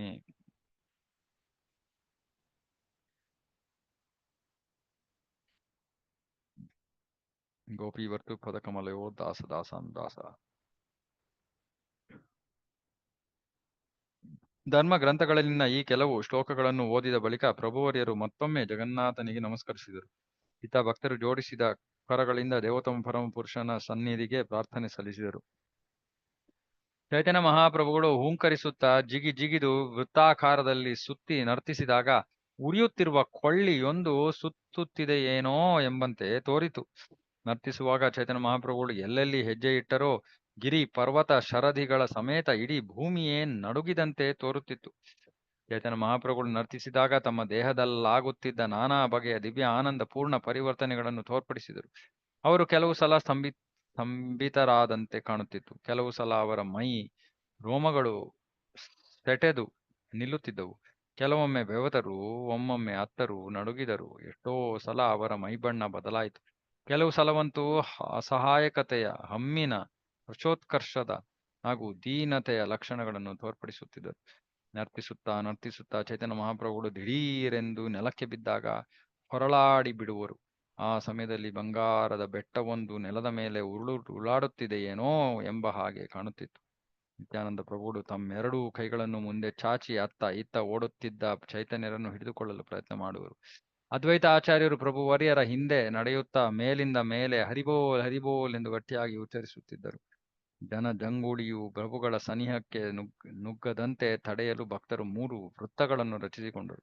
ಮೊದಲ ವೃತ್ತಕ್ಕೆ ಸ್ವಯಂ ಬಲರಾಮನೇ ಆದ ಮಹಾಬಲಶಾಲಿ ನಿತ್ಯಾನಂದ ಪ್ರಭುಗಳು ಮಾರ್ಗದರ್ಶಕರಾದರು. ಕಾಶೀಶ್ವರ ಹಾಗೂ ಗೋವಿಂದರನ್ನು ಮೊದಲು ಮಾಡಿಕೊಂಡಂತೆ ಎಲ್ಲಾ ಭಕ್ತರು ಒಬ್ಬರ ಕೈಯನ್ನು ಇನ್ನೊಬ್ಬರು ಹಿಡಿದುಕೊಂಡು ಪ್ರಭುಗಳನ್ನು ಸುತ್ತುವರಿದಂತೆ 2ನೇ ವೃತ್ತವನ್ನು ರಚಿಸಿಕೊಂಡರು. ಈ ಮೊದಲೇ ಭಕ್ತರು ರಚಿಸಿಕೊಂಡಿದ್ದ 2 ವೃತ್ತಗಳ ಹೊರಗೆ ರಾಜ ಪ್ರತಾಪರುದ್ರ ಹಾಗೂ ಅವನ ಆಪ್ತ ಸಂಗಾತಿಗಳು ಜನರನ್ನು ತಡೆಯುವ ಸಲುವಾಗಿ 3ನೇ ವೃತ್ತವನ್ನು ರಚಿಸಿಕೊಂಡರು. ರಾಜ ಪ್ರತಾಪರುದ್ರನು ತನ್ನ ಕೈಗಳನ್ನು ಹರಿಚಂದನರ ಭುಜಗಳ ಮೇಲಿರಿಸಿ ಭಗವಾನ್ ಚೈತನ್ಯ ಮಹಾಪ್ರಭುಗಳು ನರ್ತಿಸುವುದನ್ನು ನೋಡಿದನು. ಅಷ್ಟೇ ಅಲ್ಲ, ದೊರೆಯು ಅಮಿತ ದೈವೋನ್ಮಾದ ವಶನಾದನು. ಇತ್ತ ರಾಜನು ಪ್ರಭುವರ್ಯರು ನರ್ತಿಸುವುದನ್ನು ನೋಡುತ್ತಿರಲಾಗಿ ಶ್ರೀವಾಸ ಠಾಕೂರರು ದೊರೆಯ ಮುಂದೆ ನಿಂತು ಚೈತನ್ಯ ಮಹಾಪ್ರಭುಗಳ ನರ್ತನವನ್ನು ನೋಡಿ ದೈವೋನ್ಮಾದ ವಶರಾದರು. ಶ್ರೀವಾಸ ಠಾಕೂರರು ರಾಜನ ಮುಂದೆ ನಿಂತುದನ್ನು ಹರಿಚಂದನ ಕಂಡರು. ಆಗ ಹರಿಚಂದನ ತಮ್ಮ ಕೈಯಿಂದ ಶ್ರೀವಾಸರನ್ನು ಸ್ಪರ್ಶಿಸಿ ಬದಿಗೆ ಸರಿಯುವಂತೆ ಭಿನ್ನವಿಸಿಕೊಂಡರು. ಚೈತನ್ಯ ಮಹಾಪ್ರಭು ನರ್ತಿಸುತ್ತಿದ್ದುದನ್ನು ನೋಡುವುದರಲ್ಲಿಯೇ ಶ್ರೀವಾಸ ಠಾಕೂರರು ತನ್ಮಯರಾಗಿ ಹೋಗಿದ್ದರು. ಹಾಗಾಗಿ ಹರಿಚಂದನ ತಮ್ಮನ್ನು ಆಗಾಗ ತಿವಿಯುವುದು ದಬ್ಬುವುದು ಏಕೆ ಮಾಡುತ್ತಿದ್ದರೆಂಬುದು ಠಾಕೂರರಿಗೆ ಅರ್ಥವಾಗಲಿಲ್ಲ. ಮೇಲಿಂದ ಮೇಲೆ ತಳ್ಳಿಸಿಕೊಂಡದ್ದರಿಂದ ಶ್ರೀವಾಸರು ಸಿಟ್ಟಾದರು. ತಮ್ಮನ್ನು ತಳ್ಳಾಡುತ್ತಿದ್ದುದನ್ನು ತಪ್ಪಿಸಲು ಶ್ರೀವಾಸ ಠಾಕೂರರು ಹರಿಚಂದನರಿಗೆ ಒಂದು ತಪರಾಕಿ ಕೊಟ್ಟರು. ಅಂದ್ರೆ ಹೊಡೆದ್ರು ಅಂತ. ಪೆಟ್ಟು ತಿಂದ ಹರಿಚಂದನರಿಗೆ ಸಿಟ್ಟು ಬಂತು. ಕೋಪಗೊಂಡಿದ್ದ ಹರಿಚಂದನ ಶ್ರೀವಾಸ ಠಾಕೂರರಿಗೆ ಏನನ್ನೋ ಹೇಳಬೇಕೆಂದು ಹೊರಟರು. ಅಷ್ಟರಲ್ಲಿ ಪ್ರತಾಪರುದ್ರ ರಾಜನು ತಾನೇ ಮುಂದಾಗಿ ಹರಿಚಂದನರನ್ನು ತಡೆದ. ರಾಜ ಪ್ರತಾಪರುದ್ರ ನುಡಿದ, ನೀವು ತುಂಬಾ ಭಾಗ್ಯಶಾಲಿಗಳು. ಶ್ರೀವಾಸ ಠಾಕೂರರ ಹಸ್ತ ಸೋಕಿಸಿಕೊಳ್ಳುವ ಭಾಗ್ಯ ನಿಮ್ಮದಾಯ್ತು. ಕಪಾಳ ಕೊಟ್ಟಿದೆ ಹೊಡೆದಿದ್ದಕ್ಕೆ. ಅಂತ ಅದೃಷ್ಟ ನನ್ನದಲ್ಲ. ನೀವು ಠಾಕೂರರಿಗೆ ಋಣಿಯಾಗಿರಬೇಕು. ಚೈತನ್ಯ ಮಹಾಪ್ರಭುಗಳ ನರ್ತನವನ್ನು ನೋಡಿ ಪ್ರತಿಯೊಬ್ಬರು ದಿಗ್ಮೂಢರಾದರು. ಕೊನೆಗೆ ಭಗವಾನ್ ಜಗನ್ನಾಥನು ಕೂಡ ಚೈತನ್ಯರ ನರ್ತನಕ್ಕೆ ಮೆಚ್ಚಿ ಅತೀವ ಸಂತುಷ್ಟನಾದ. ರಥವು ಮುಂದೆ ಚಲಿಸದೆ ಒಂದೆಡೆ ಸ್ಥಿರವಾಗಿ ನಿಂತು ಬಿಟ್ಟಿತು. ಇತ್ತ ಭಗವಾನ್ ಜಗನ್ನಾಥನು ಎವೆಯಿಕ್ಕದೆ ಚೈತನ್ಯ ಮಹಾಪ್ರಭುಗಳ ನರ್ತನವನ್ನು ವೀಕ್ಷಿಸಿದನು. ಐಶ್ವರ್ಯ ಲಕ್ಷ್ಮಿ ಸುಭದ್ರ ಹಾಗೂ ಪ್ರಭು ಬಲರಾಮ ಇಬ್ಬರು ಮನಸಾ ಆನಂದಿಸಿದರು, ಭಾವಮತ್ತರಾದರು. ದಿಟದಲ್ಲಿ ನೃತ್ಯ ನೋಡಿ ಅವರ ಮುಖಗಳಲ್ಲಿ ಮಂದಹಾಸ ಮಿನುಗಿತು. ನೋಡಿ, ಭಗವಂತನ ಭಾವನೆಗಳನ್ನ ಇಲ್ಲಿ ವರ್ಣಿಸ್ತಾ ಇದ್ದಾರೆ. ನಮಗೆ ನೋಡಿದ್ರೆ ಏನ್ ಗೊತ್ತಾಗತ್ತೋ ಗೊತ್ತಿಲ್ಲ. ಆದ್ರೆ ಇಲ್ಲಿ ಭಕ್ತರು ಅವರ ಮುಖದಲ್ಲಿ ಸಂತೋಷ ಇದೆ ಅನ್ನೋದನ್ನ ಹೇಳ್ತಾ ಇದ್ದಾರೆ. ಮಂದಹಾಸ ಮಿನುಗಿತು. ಚೈತನ್ಯ ಮಹಾಪ್ರಭುಗಳು ಎತ್ತರೆತ್ತರಕ್ಕೆ ಜಿಗಿದು ನರ್ತಿಸುತ್ತಿದ್ದಾಗ ದೈಹಿಕ ಭಾವೋನ್ಮತ್ತತೆಯನ್ನು ಸೂಚಿಸುವ 8 ಬಗೆಯ ಪರಿವರ್ತನೆಗಳು ಅವರ ಮೈಯಲ್ಲಿ ಕಾಣಿಸಿಕೊಂಡವು. ಈ ಎಲ್ಲಾ ದೈವಿಕ ಪರಿವರ್ತನೆಗಳು ಏಕಕಾಲಕ್ಕೆ ಪ್ರಕಟವಾದವು. ಪ್ರಭುವರಿಯರ ಮೈ ಮೇಲೆ ಮೊಡವೆಗಳಂತಹ ಗುಳ್ಳೆಗಳು ಕಾಣಿಸಿಕೊಂಡವು. ಅವರ ಮೈ ರೋಮಗಳು ಸೆಟೆದು ನಿಂತವು. ಚೈತನ್ಯರ ದೇಹವು ಮುಳ್ಳುಗಳಿಂದ ಕೂಡಿದ ಬೂರುಗದ ಮರವನ್ನು ಹೋಲುತ್ತಿತ್ತು. ಚೈತನ್ಯರ ಹಲ್ಲುಗಳು ಒಂದಕ್ಕೊಂದು ತಾಕಿ ಕಟಕಟ ಸದ್ದು ಮಾಡುತ್ತಿದ್ದುದನ್ನು ನೋಡುವುದಕ್ಕೆ ಜನರೆಲ್ಲ ಭಯಪಟ್ಟರು. ಅವರ ಹಲ್ಲುಗಳು ಬಿದ್ದೇ ಹೋಗಬಹುದೆಂದು ಜನ ಭಾವಿಸಿದರು. ಚೈತನ್ಯ ಮಹಾಪ್ರಭುಗಳ ಇಡೀ ದೇಹವು ಬೆವರುಗರೆಯಿತು, ರಕ್ತವನ್ನೂ ಸುರಿಸಿತು. ರಾಗ ಪರವಶರಾಗಿದ್ದ ಪ್ರಭುಗಳ ಗದ್ಗದಿತವಾಗಿದ್ದ ಕಂಠಲಿನಿಂದ ಜಜ ಜಗ ಜಜ ಗ ಗ ಎನ್ನುವ ಶಬ್ದಗಳು ಹೊರಬರುತ್ತಿದ್ದವು. ಜಗನ್ನಾಥನಕ್ಕೆ ಪಿಚಕಾರಿಯಿಂದ ನೀರು ರಭಸವಾಗಿ ಹೊರಬರುತ್ತಿದೆಯೇನೋ ಎಂಬಂತೆ ಪ್ರಭುವರಿಯರ ಕಣ್ಣುಗಳಿಂದ ನೀರು ಪ್ರವಾಹದಂತೆ ಹರಿಯಿತು. ಅವರ ಸುತ್ತ ನೆರೆದಿದ್ದವರೆಲ್ಲ ಆ ನೀರಿನಲ್ಲಿ ತೊಯ್ದು ಹೋದರು. ಅಚ್ಚ ಬಿಳಿಯದಾಗಿದ್ದ ಪ್ರಭುವರಿಯರ ಮೈಬಣ್ಣವು ಕೆಂಬಣ್ಣಕ್ಕೆ ತಿರುಗಿದುದನ್ನು ಪ್ರತಿಯೊಬ್ಬರು ನೋಡಿದರು. ಹೀಗಾದಾಗ ಪ್ರಭುಗಳ ಮೈಬಣ್ಣ ಮಲ್ಲಿಕಾ ಪುಷ್ಪದ ಬಣ್ಣವನ್ನು ಹೋಲುತ್ತಿತ್ತು. ಕೆಲವು ಸಲ ಪ್ರಭುವರಿಯರು ಸ್ತಂಭಿತರಾದಂತೆ ಕಂಡುಬರುತ್ತಿದ್ದರು. ಕೆಲವು ಸಲ ನೆಲದ ಮೇಲೆ ಹೊರಳಾಡುತ್ತಿದ್ದರು. ಕೆಲವೊಮ್ಮೆ ಅವರ ಕೈಕಾಲುಗಳು ಒಣಗಿದ ಮರದಷ್ಟೇ ಗಟ್ಟಿಯಾಗಿ ಅವುಗಳಲ್ಲಿ ಚಲನೆಯೇ ಇರುತ್ತಿರಲಿಲ್ಲ. ಪ್ರಭುವರಿಯರು ಕೆಲವೊಮ್ಮೆ ನೆಲದ ಮೇಲೆ ಬಿದ್ದು ಬಿಡುವರು. ಆಗ ಅವರ ಉಸಿರಾಟ ಹೆಚ್ಚು ಕಡಿಮೆ ನಿಂತೇ ಹೋದಂತಿರುತ್ತಿತ್ತು. ಈ ದೃಶ್ಯವನ್ನು ನೋಡಿದಾಗ ಇತ್ತ ಭಕ್ತರ ಹೃದಯಗಳು ತುಂಬಾ ದುರ್ಬಲವಾಗುತ್ತಿದ್ದವು. ಕೆಲವೊಮ್ಮೆ ಪ್ರಭುವರಿಯರ ಕಣ್ಣುಗಳಿಂದಲೂ ಕೆಲವು ಸಲ ಮೂಗಿನಿಂದಲೂ ನೀರು ಸುರಿಯುತ್ತಿತ್ತು. ಬಾಯಿಂದ ನೊರೆ ಹೊರಬರುತ್ತಿತ್ತು. ಈ ಎಲ್ಲವೂ ಚಂದ್ರನಿಂದ ಹರಿದು ಬರುತ್ತಿರುವ ಅಮೃತ ಧಾರೆಯಂತೆ ಕಾಣುತ್ತಿತ್ತು. ಚೈತನ್ಯ ಮಹಾಪ್ರಭುಗಳ ಬಾಯಿಂದ ಬಂದ ನೊರೆಯನ್ನು ತೆಗೆದುಕೊಂಡು ಶುಭಾನಂದ ಪಾನ ಮಾಡಿದನು. ಏಕೆಂದರೆ ಅವನು ನಿಜಕ್ಕೂ ತುಂಬಾ ಭಾಗ್ಯಶಾಲಿಯಾಗಿದ್ದ. ಅಷ್ಟೇ ಅಲ್ಲ, ದೈವೋನ್ಮಾದ ಬೆರೆತ ಕೃಷ್ಣ ಪ್ರೇಮವನ್ನು ಸವಿಯುವುದರಲ್ಲಿ ನಿಪುಣನೂ ಆಗಿದ್ದ. ಹೀಗೆ ಚೈತನ್ಯ ಮಹಾಪ್ರಭುಗಳು ಕೆಲವು ಕಾಲ ತಾಂಡವ ನೃತ್ಯ ಮಾಡಿದ ತರುವಾಯ ಅವರ ಮನಸ್ಸು ರಾಗ ಪರವಶತೆಯ ಪ್ರೇಮದ ವಲಯವನ್ನು ಹೊಕ್ಕಿತು. ನರ್ತನ ಮಾಡುವುದನ್ನು ನಿಲ್ಲಿಸಿದ ತರುವಾಯ ಪ್ರಭುವರಿಯರು ಸ್ವರೂಪ ದಾಮೋದರರನ್ನು ಉದ್ದೇಶಿಸಿ ಮಾತನಾಡಿ ಹಾಡಿ ಎಂದು ಆಜ್ಞಾಪಿಸಿದರು. ಪ್ರಭುಗಳ ಮನಸ್ಸನ್ನು ಅರ್ಥ ಮಾಡಿಕೊಂಡ ಸ್ವರೂಪ ದಾಮೋದರ ಕೆಳ ಕಾಣಿಸಿರುವಂತೆ ಹಾಡಲು ಉಪಕ್ರಮಿಸಿದರು. ನನ್ನ ಪ್ರಾಣನಾಥನು ನನಗೆ ಈಗ ಸಿಕ್ಕಿದ. ಅವನಿಲ್ಲದಿದ್ದಾಗ ಮನ್ಮಥನು ನನ್ನನ್ನು ದಹಿಸುತ್ತಿದ್ದ. ನಾನು ನವೆಯುತ್ತಿದ್ದೆ. ಈ ಪಲ್ಲವಿಯನ್ನು ಸ್ವರೂಪ ದಾಮೋದರರು ಉಚ್ಚಸ್ವರದಲ್ಲಿ ಹಾಡಿದರು. ಆಗ ಚೈತನ್ಯ ಮಹಾಪ್ರಭುಗಳು ದಿವ್ಯಾನಂದದಿಂದ ಪುನಃ ಲಯಬದ್ಧವಾಗಿ ನರ್ತಿಸಲು ಪ್ರಾರಂಭಿಸಿದರು. ಜಗನ್ನಾಥನ ರಥವು ಮೆಲ್ಲನೆ ಮುಂದಕ್ಕೆ ಚಲಿಸಲಾರಂಭಿಸಿತು. ಇತ್ತ ಸಚಿಮಾತೆಯ ಸುತ ಚೈತನ್ಯರು ರಥದ ಮುಂಭಾಗದಲ್ಲಿ ನರ್ತಿಸುತ್ತಾ ಸಾಗಿದರು. ರಥದ ಮುಂದೆ ನರ್ತಿಸುತ್ತಾ ಹಾಡುತ್ತಿದ್ದ ಜಗನ್ನಾಥನ ಭಕ್ತರು ತಮ್ಮ ಕಣ್ಣುಗಳನ್ನು ದೇವರ ಮೇಲೆಯೇ ನೆಟ್ಟಿದ್ದರು. ಇತ್ತ ಚೈತನ್ಯ ಮಹಾಪ್ರಭುಗಳು ಮೆರವಣಿಗೆ ಹಿಂಭಾಗಕ್ಕೆ ಹೋಗಿ ಸಂಕೀರ್ತನಕಾರರನ್ನು ಸೇರಿಕೊಂಡರು. ತಮ್ಮ ಕಣ್ಣುಗಳು ಹಾಗೂ ಮನಸ್ಸನ್ನು ಸಂಪೂರ್ಣವಾಗಿ ಜಗನ್ನಾಥನಲ್ಲೇ ನೆಟ್ಟಿದ್ದ ಚೈತನ್ಯ ಮಹಾಪ್ರಭುಗಳು ತಮ್ಮ ಎರಡೂ ಕೈಗಳನ್ನು ಭಾವಪೂರ್ಣವಾಗಿ ತಿರುವುತ್ತಾ ಹಾಡಿಗೆ ತಕ್ಕ ಅಭಿನಯವನ್ನು ಪ್ರದರ್ಶಿಸಿದರು. ಹಾಡಿಗೆ ತಕ್ಕ ನರ್ತನ ಮಾಡುತ್ತಿರುವಾಗ ಕೆಲವು ಸಲ ಚೈತನ್ಯ ಮಹಾಪ್ರಭುಗಳು ಮೆರವಣಿಗೆಯ ಜನರಿಂದ ತುಂಬಾ ಹಿಂದೆ ಬಿಡುವರು. ಅಂತಹ ಸಮಯಗಳಲ್ಲಿ ಜಗನ್ನಾಥನ ರಥವು ಚಲಿಸದೆ ನಿಂತು ಬಿಡುವುದು. ಚೈತನ್ಯ ಮಹಾಪ್ರಭುಗಳು ಮತ್ತೆ ಮೆರವಣಿಗೆಕಾರರನ್ನು ಕೂಡಿಕೊಂಡಾಗ ಪ್ರಭುವು ಜಗನ್ನಾಥನ ರಥವು ಮುಂದೆ ನಿಧಾನವಾಗಿ ಸಾಗಲು ಪ್ರಾರಂಭಿಸುವುದು. ಹೀಗೆ ಯಾರು ಮುಂದೆ ಹೋಗುತ್ತಾರೆ ಎಂಬ ವಿಷಯದಲ್ಲಿ ಚೈತನ್ಯ ಮಹಾಪ್ರಭುಗಳಿಗೂ ಭಗವಾನ್ ಜಗನ್ನಾಥನಿಗೂ ಒಂದು ಬಗೆಯ ಸ್ಪರ್ಧೆ ಏರ್ಪಟ್ಟಿತ್ತು. ಆದರೆ ಚೈತನ್ಯ ಮಹಾಪ್ರಭುಗಳು ಎಷ್ಟು ಬಲಶಾಲಿಗಳು ಎಂದರೆ ಜಗನ್ನಾಥನು ತನ್ನ ರಥದಲ್ಲಿ ಕೂತು ಕಾಯುವಂತೆ ಮಾಡುತ್ತಿದ್ದರು. ಚೈತನ್ಯ ಮಹಾಪ್ರಭುಗಳು ನರ್ತಿಸುತ್ತಿದ್ದಾಗ ಅವರ ರಾಗ ಪರವಶತೆ ಬದಲಾಯಿಸಿತು. ತಮ್ಮ ಎರಡೂ ಕೈಗಳನ್ನು ಮೇಲೆತ್ತಿ ಪ್ರಭುಗಳು ಈ ಕೆಳಕಾಣಿಸಿರುವ ಶ್ಲೋಕವನ್ನು ಉಚ್ಚಸ್ವರದಲ್ಲಿ ಹಾಡತೊಡಗಿದರು. ನನ್ನ ತಾರುಣ್ಯ ನನ್ನದಾಗಿದ್ದಾಗ ನನ್ನ ಮನಸ್ಸು ಅಪಹರಿಸಿದ ಅದೇ ವ್ಯಕ್ತಿಯು ಪುನಃ ಈಗ ನನ್ನ ಸ್ವಾಮಿಯಾಗಿದ್ದಾನೆ. ಈ ದಿನಗಳು ಚೈತ್ರದ ಅವೇ ಬೆಳದಿಂಗಳಿನ ರಾತ್ರಿಗಳು. ಮಾಲತಿ ಪುಷ್ಪಗಳ ಅದೇ ಸೌರಭ ಈಗಲೂ ಇದೆ. ಕದಂಬ ವೃಕ್ಷಗಳ ವನದಿಂದ ಅದೇ ಸವಿ ಮಂದಾನಿಲ ಬೀಸುತ್ತಿದೆ. ನಮ್ಮ ಆಪ್ತ ಒಡನಾಟದಲ್ಲಿ ನಾನು ಅದೇ ಇನಿಯೇ.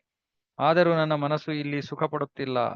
ರೇವಾ ನದಿ ತಟದಲ್ಲಿ ವೇತಸಿ ಮರದಡಿಯ ಸ್ಥಳಕ್ಕೆ ಹೋಗಲು ನನಗೆ ಎಲ್ಲಿಲ್ಲದ ಕಾತರ. ಅದು ನನ್ನ ಅಪೇಕ್ಷೆ. ಇದು ಪದ್ಯಾವಳಿ ಎಂಬ ಗ್ರಂಥದಿಂದ. ಈ ಶ್ಲೋಕವನ್ನು ಚೈತನ್ಯ ಮಹಾಪ್ರಭುಗಳು ಮೇಲಿಂದ ಮೇಲೆ ಓದಿದರು. ಸ್ವರೂಪ ದಾಮೋದರರನ್ನು ಹೊರತುಪಡಿಸಿದರೆ ಬೇರೆ ಯಾರಿಗೂ ಶ್ಲೋಕ ಅರ್ಥವಾಗಲಿಲ್ಲ. ಈ ಶ್ಲೋಕಕ್ಕೆ ನಾನು ಈಗಾಗಲೇ ಒಮ್ಮೆ ವ್ಯಾಖ್ಯಾನ ಮಾಡಿದಾಗಿದೆ. ಈಗ ನಾನು ಅದರ ಅರ್ಥವನ್ನು ಸಂಕ್ಷೇಪವಾಗಿ ಹೇಳುತ್ತೇನೆ. ಪೂರ್ವದಲ್ಲಿ ವೃಂದಾವನದ ಗೋಪಿಯರು ಪವಿತ್ರ ಸ್ಥಳವಾದ ಕುರುಕ್ಷೇತ್ರದಲ್ಲಿ ಕೃಷ್ಣನನ್ನು ಸಂದರ್ಶಿಸಿದಾಗ ತುಂಬಾ ಸಂತೋಷಪಟ್ಟರು. ಅದೇ ರೀತಿ ಭಗವಾನ್ ಜಗನ್ನಾಥನನ್ನು ನೋಡಿದಾಗ ಚೈತನ್ಯ ಮಹಾಪ್ರಭುಗಳಲ್ಲಿ ಗೋಪಿಯರ ಅದೇ ರಾಗ ಪರವಶತೆಯೂ ಎಚ್ಚೆತ್ತಿತು. ಆ ಹರ್ಷೋನ್ಮಾದದಲ್ಲಿ ಮುಳುಗಿದ್ದ ಚೈತನ್ಯರು ಒಂದು ಪಲ್ಲವಿಯನ್ನು ಹಾಡುವಂತೆ ಸ್ವರೂಪ ದಾಮೋದರರಿಗೆ ಸೂಚಿಸಿದರು. ಭಗವಾನ್ ಜಗನ್ನಾಥನನ್ನುದ್ದೇಶಿಸಿ ಶ್ರೀ ಚೈತನ್ಯ ಮಹಾಪ್ರಭುಗಳು ನುಡಿದರು, ನೀನು ಅದೇ ಕೃಷ್ಣ, ನಾನು ಆ ರಾಧಾರಾಣಿಯೇ. ನಮ್ಮ ಬದುಕಿನ ಪ್ರಾರಂಭ ದೆಸೆಯಲ್ಲಿ ನಾವು ಹೇಗೆ ಸೇರಿದೆವೋ ಅದೇ ಭಾವದಲ್ಲಿ ಈಗಲೂ ಸೇರುತ್ತಿದ್ದೇವೆ.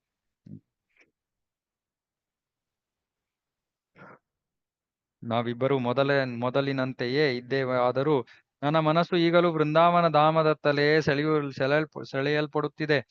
ನಿನ್ನ ಚರಣ ಕಮಲಗಳೊಡನೆ ನೀನು ಮತ್ತೊಮ್ಮೆ ವೃಂದಾವನದಲ್ಲಿ ಕಾಣಿಸಿಕೊಳ್ಳುವೆ ಎಂಬುದು ನನ್ನ ಆಸೆ. ಕುರುಕ್ಷೇತ್ರದಲ್ಲಿ ಸಂದಣಿ ಅಪಾರ. ಢೀಳಿಡುವ ಆನೆಗಳು, ಕೆನೆಯುವ ಕುದುರೆಗಳು ಅಲ್ಲಿವೆ. ರಥಗಳ ಖಡ ಸದ್ದು ಬೇರೆ. ಆದರೆ ಅದೇ ವೃಂದಾವನದಲ್ಲಿ ಹೂದೋಟಗಳಿವೆ. ಆ ವನಗಳಲ್ಲಿ ದುಂಬಿಗಳ ಝೇಂಕಾರವನ್ನು, ಹಕ್ಕಿಗಳ ಚಿಲಿಪಿಲಿಯನ್ನು ಕೇಳಬಹುದು. ಇಲ್ಲಿ ಕುರುಕ್ಷೇತ್ರದಲ್ಲಿ ನೀನು ರಾಜಕುಮಾರನಂತೆ ಪೋಷಾಕು ಧರಿಸಿದ್ದಿ. ಮಹಾನ್ ಯುದ್ಧ ನಿಪುಣರು ನಿನ್ನೊಂದಿಗಿದ್ದಾರೆ. ಆದರೆ ವೃಂದಾವನದಲ್ಲಾದರೋ ನೀನೊಬ್ಬ ಸಾಮಾನ್ಯ ಗೋವಳ ಬಾಲಕನಂತೆ ಕಾಣಿಸಿಕೊಂಡೆ. ಅಲ್ಲಿ ನಿನ್ನೊಂದಿಗಿದ್ದುದು ನಿನ್ನ ಸುಂದರ ಕೊಳಲು ಮಾತ್ರ. ನಾನು ನಿನ್ನ ಸಂಘದಲ್ಲಿ ವೃಂದಾವನದಲ್ಲಿದ್ದಾಗ ಒಂದು ಶರದಿಯಷ್ಟು ದಿವ್ಯ ಸುಖವನ್ನು ಪಡೆದೆ. ಆದರೆ ಇಲ್ಲಿ ಕುರುಕ್ಷೇತ್ರದಲ್ಲಿ ಆ ಸುಖದ ಒಂದು ಹನಿಯೂ ಇಲ್ಲವಾಗಿದೆ. ಆದ್ದರಿಂದ ನೀನು ನನ್ನ ಜೊತೆ ವೃಂದಾವನಕ್ಕೆ ಬಂದು ಲೀಲಾಮಗ್ನನಾಗಬೇಕೆಂದು ಭಿನ್ನವಿಸಿಕೊಳ್ಳುತ್ತೇನೆ. ನೀನು ಹಾಗೆ ಮಾಡಿದೆಯಾದರೆ ನನ್ನ ಮನೋಭೀಷ್ಟವು ಈಡೇರುತ್ತದೆ. ಭಾಗವತದಲ್ಲಿ ಬರುವ ಶ್ರೀಮತಿ ರಾಧಾರಾಣಿಯ ವಚನವನ್ನು ನಾನು ಈಗಾಗಲೇ ಸಂಕ್ಷೇಪವಾಗಿ ವರ್ಣಿಸಿದ್ದೇನೆ. ಆ ರಾಗ ಪರವಶತೆಯ ಮನಸ್ಥಿತಿಯಲ್ಲಿ ಚೈತನ್ಯ ಮಹಾಪ್ರಭುಗಳು ಇನ್ನೂ ಅನೇಕ ಶ್ಲೋಕಗಳನ್ನು ಪಠಿಸಿದರು. ಆದರೆ ಶ್ಲೋಕಗಳನ್ನು ಜನಸಾಮಾನ್ಯರು ಅರ್ಥ ಮಾಡಿಕೊಳ್ಳಲಿಲ್ಲ. ಆ ಶ್ಲೋಕಗಳಿಗೆ ಅರ್ಥ ಏನೆಂಬುದು ಸ್ವರೂಪ ದಾಮೋದರ ಗೋಸ್ವಾಮಿಯವರಿಗೆ ತಿಳಿದಿತ್ತು. ಇರುತ್ತಾ ಅವರು ಅರ್ಥ ಹೇಳದೆ ಮೌನವಾಗಿದ್ದು ಬಿಟ್ಟರು. ಆದರೆ ಶ್ರೀಲ ರೂಪ ಗೋಸ್ವಾಮಿಯವರು ಶ್ಲೋಕಾರ್ಥವನ್ನು ಪಡಿಸಿದ್ದಾರೆ. ನರ್ತಿಸುತ್ತಿರುವಂತೆ ಶ್ರೀ ಚೈತನ್ಯ ಮಹಾಪ್ರಭುಗಳು ಕೆಳಕಾಣಿಸಿರುವ ಶ್ಲೋಕವನ್ನು ಪಠಿಸತೊಡಗಿದರು. ಅಷ್ಟೇ ಅಲ್ಲ, ಸ್ವರೂಪ ದಾಮೋದರ ಗೋಸ್ವಾಮಿಯವರ ಸಂಘದಲ್ಲಿ ಶ್ಲೋಕದ ಮಧುರತೆಯನ್ನು ಸವಿದರೂ ಹೌದು.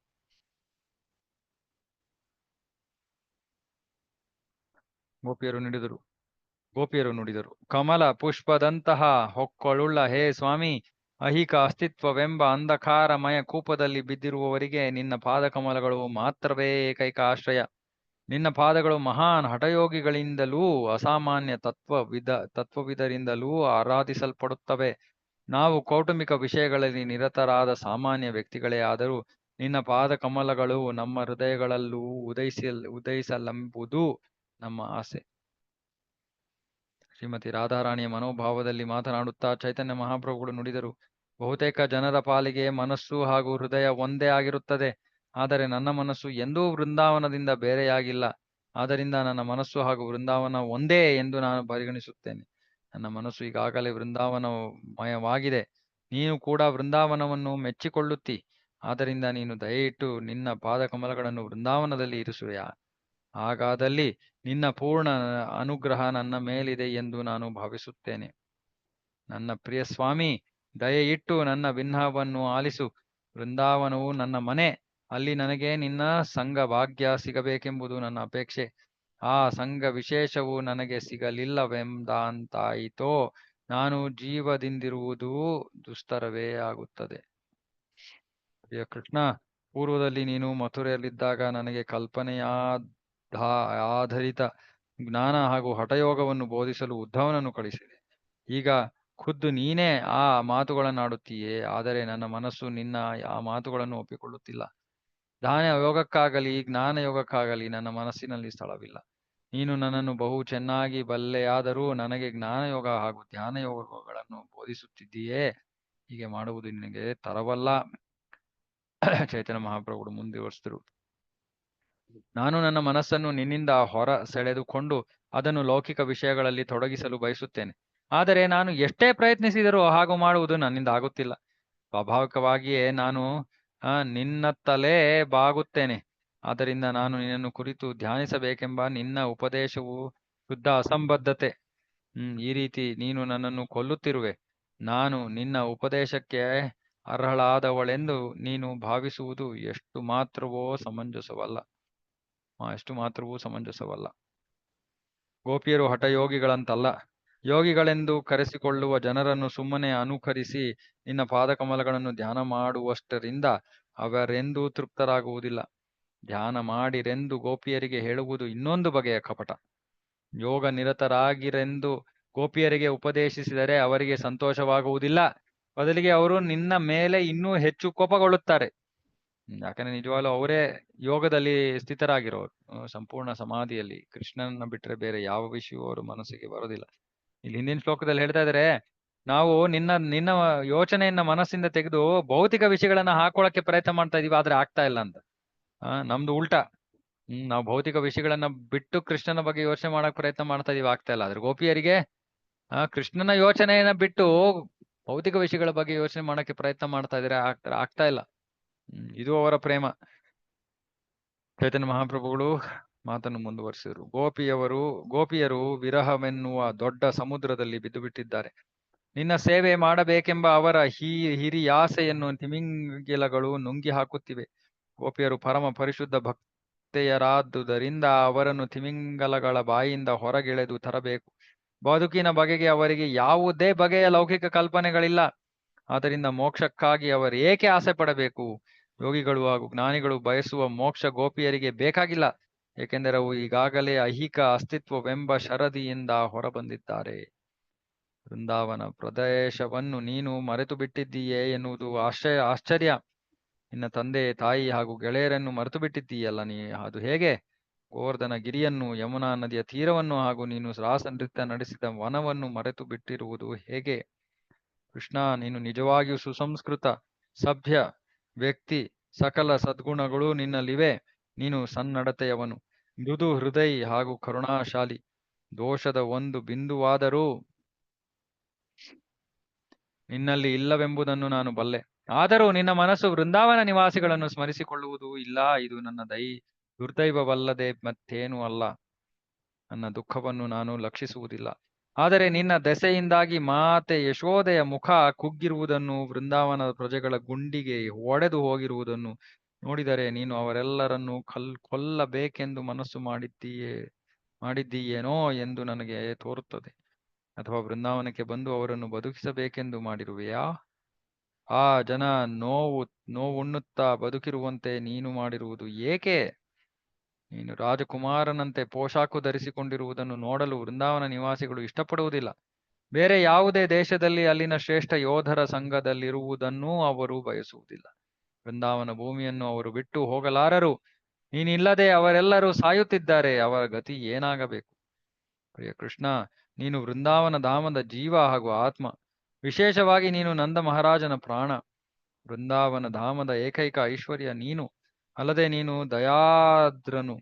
ಹೌದು. ದಯೆ ಇಟ್ಟು ವೃಂದಾವನಕ್ಕೆ ಬಂದು ಅಲ್ಲಿನ ನಿವಾಸಿಗಳಿಗೆ ಪ್ರಾಣ ನೀಡು. ಕೃಪೆ ತೋರು. ನಿನ್ನ ಪಾದಕಮಲಗಳನ್ನು ಮತ್ತೊಮ್ಮೆ ವೃಂದಾವನದಲ್ಲಿ ಇರಿಸು. ಶ್ರೀಮತಿ ರಾಧಾರಾಣಿಯು ನುಡಿದದ್ದೆಲ್ಲವನ್ನೂ ಕೇಳಿದ ಮೇಲೆ ವೃಂದಾವನದ ನಿವಾಸಿಗಳ ಬಗೆಗೆ ಪ್ರಭು ಕೃಷ್ಣನಿಗಿದ್ದ ಪ್ರೇಮವು ಉದ್ದೀಪಿತವಾಗಿ ಅವನ ದೇಹ ಹಾಗೂ ಮನಸ್ಸುಗಳಿಗೆ ತೀವ್ರ ತೆರನ ನೋವುಂಟಾಯಿತು.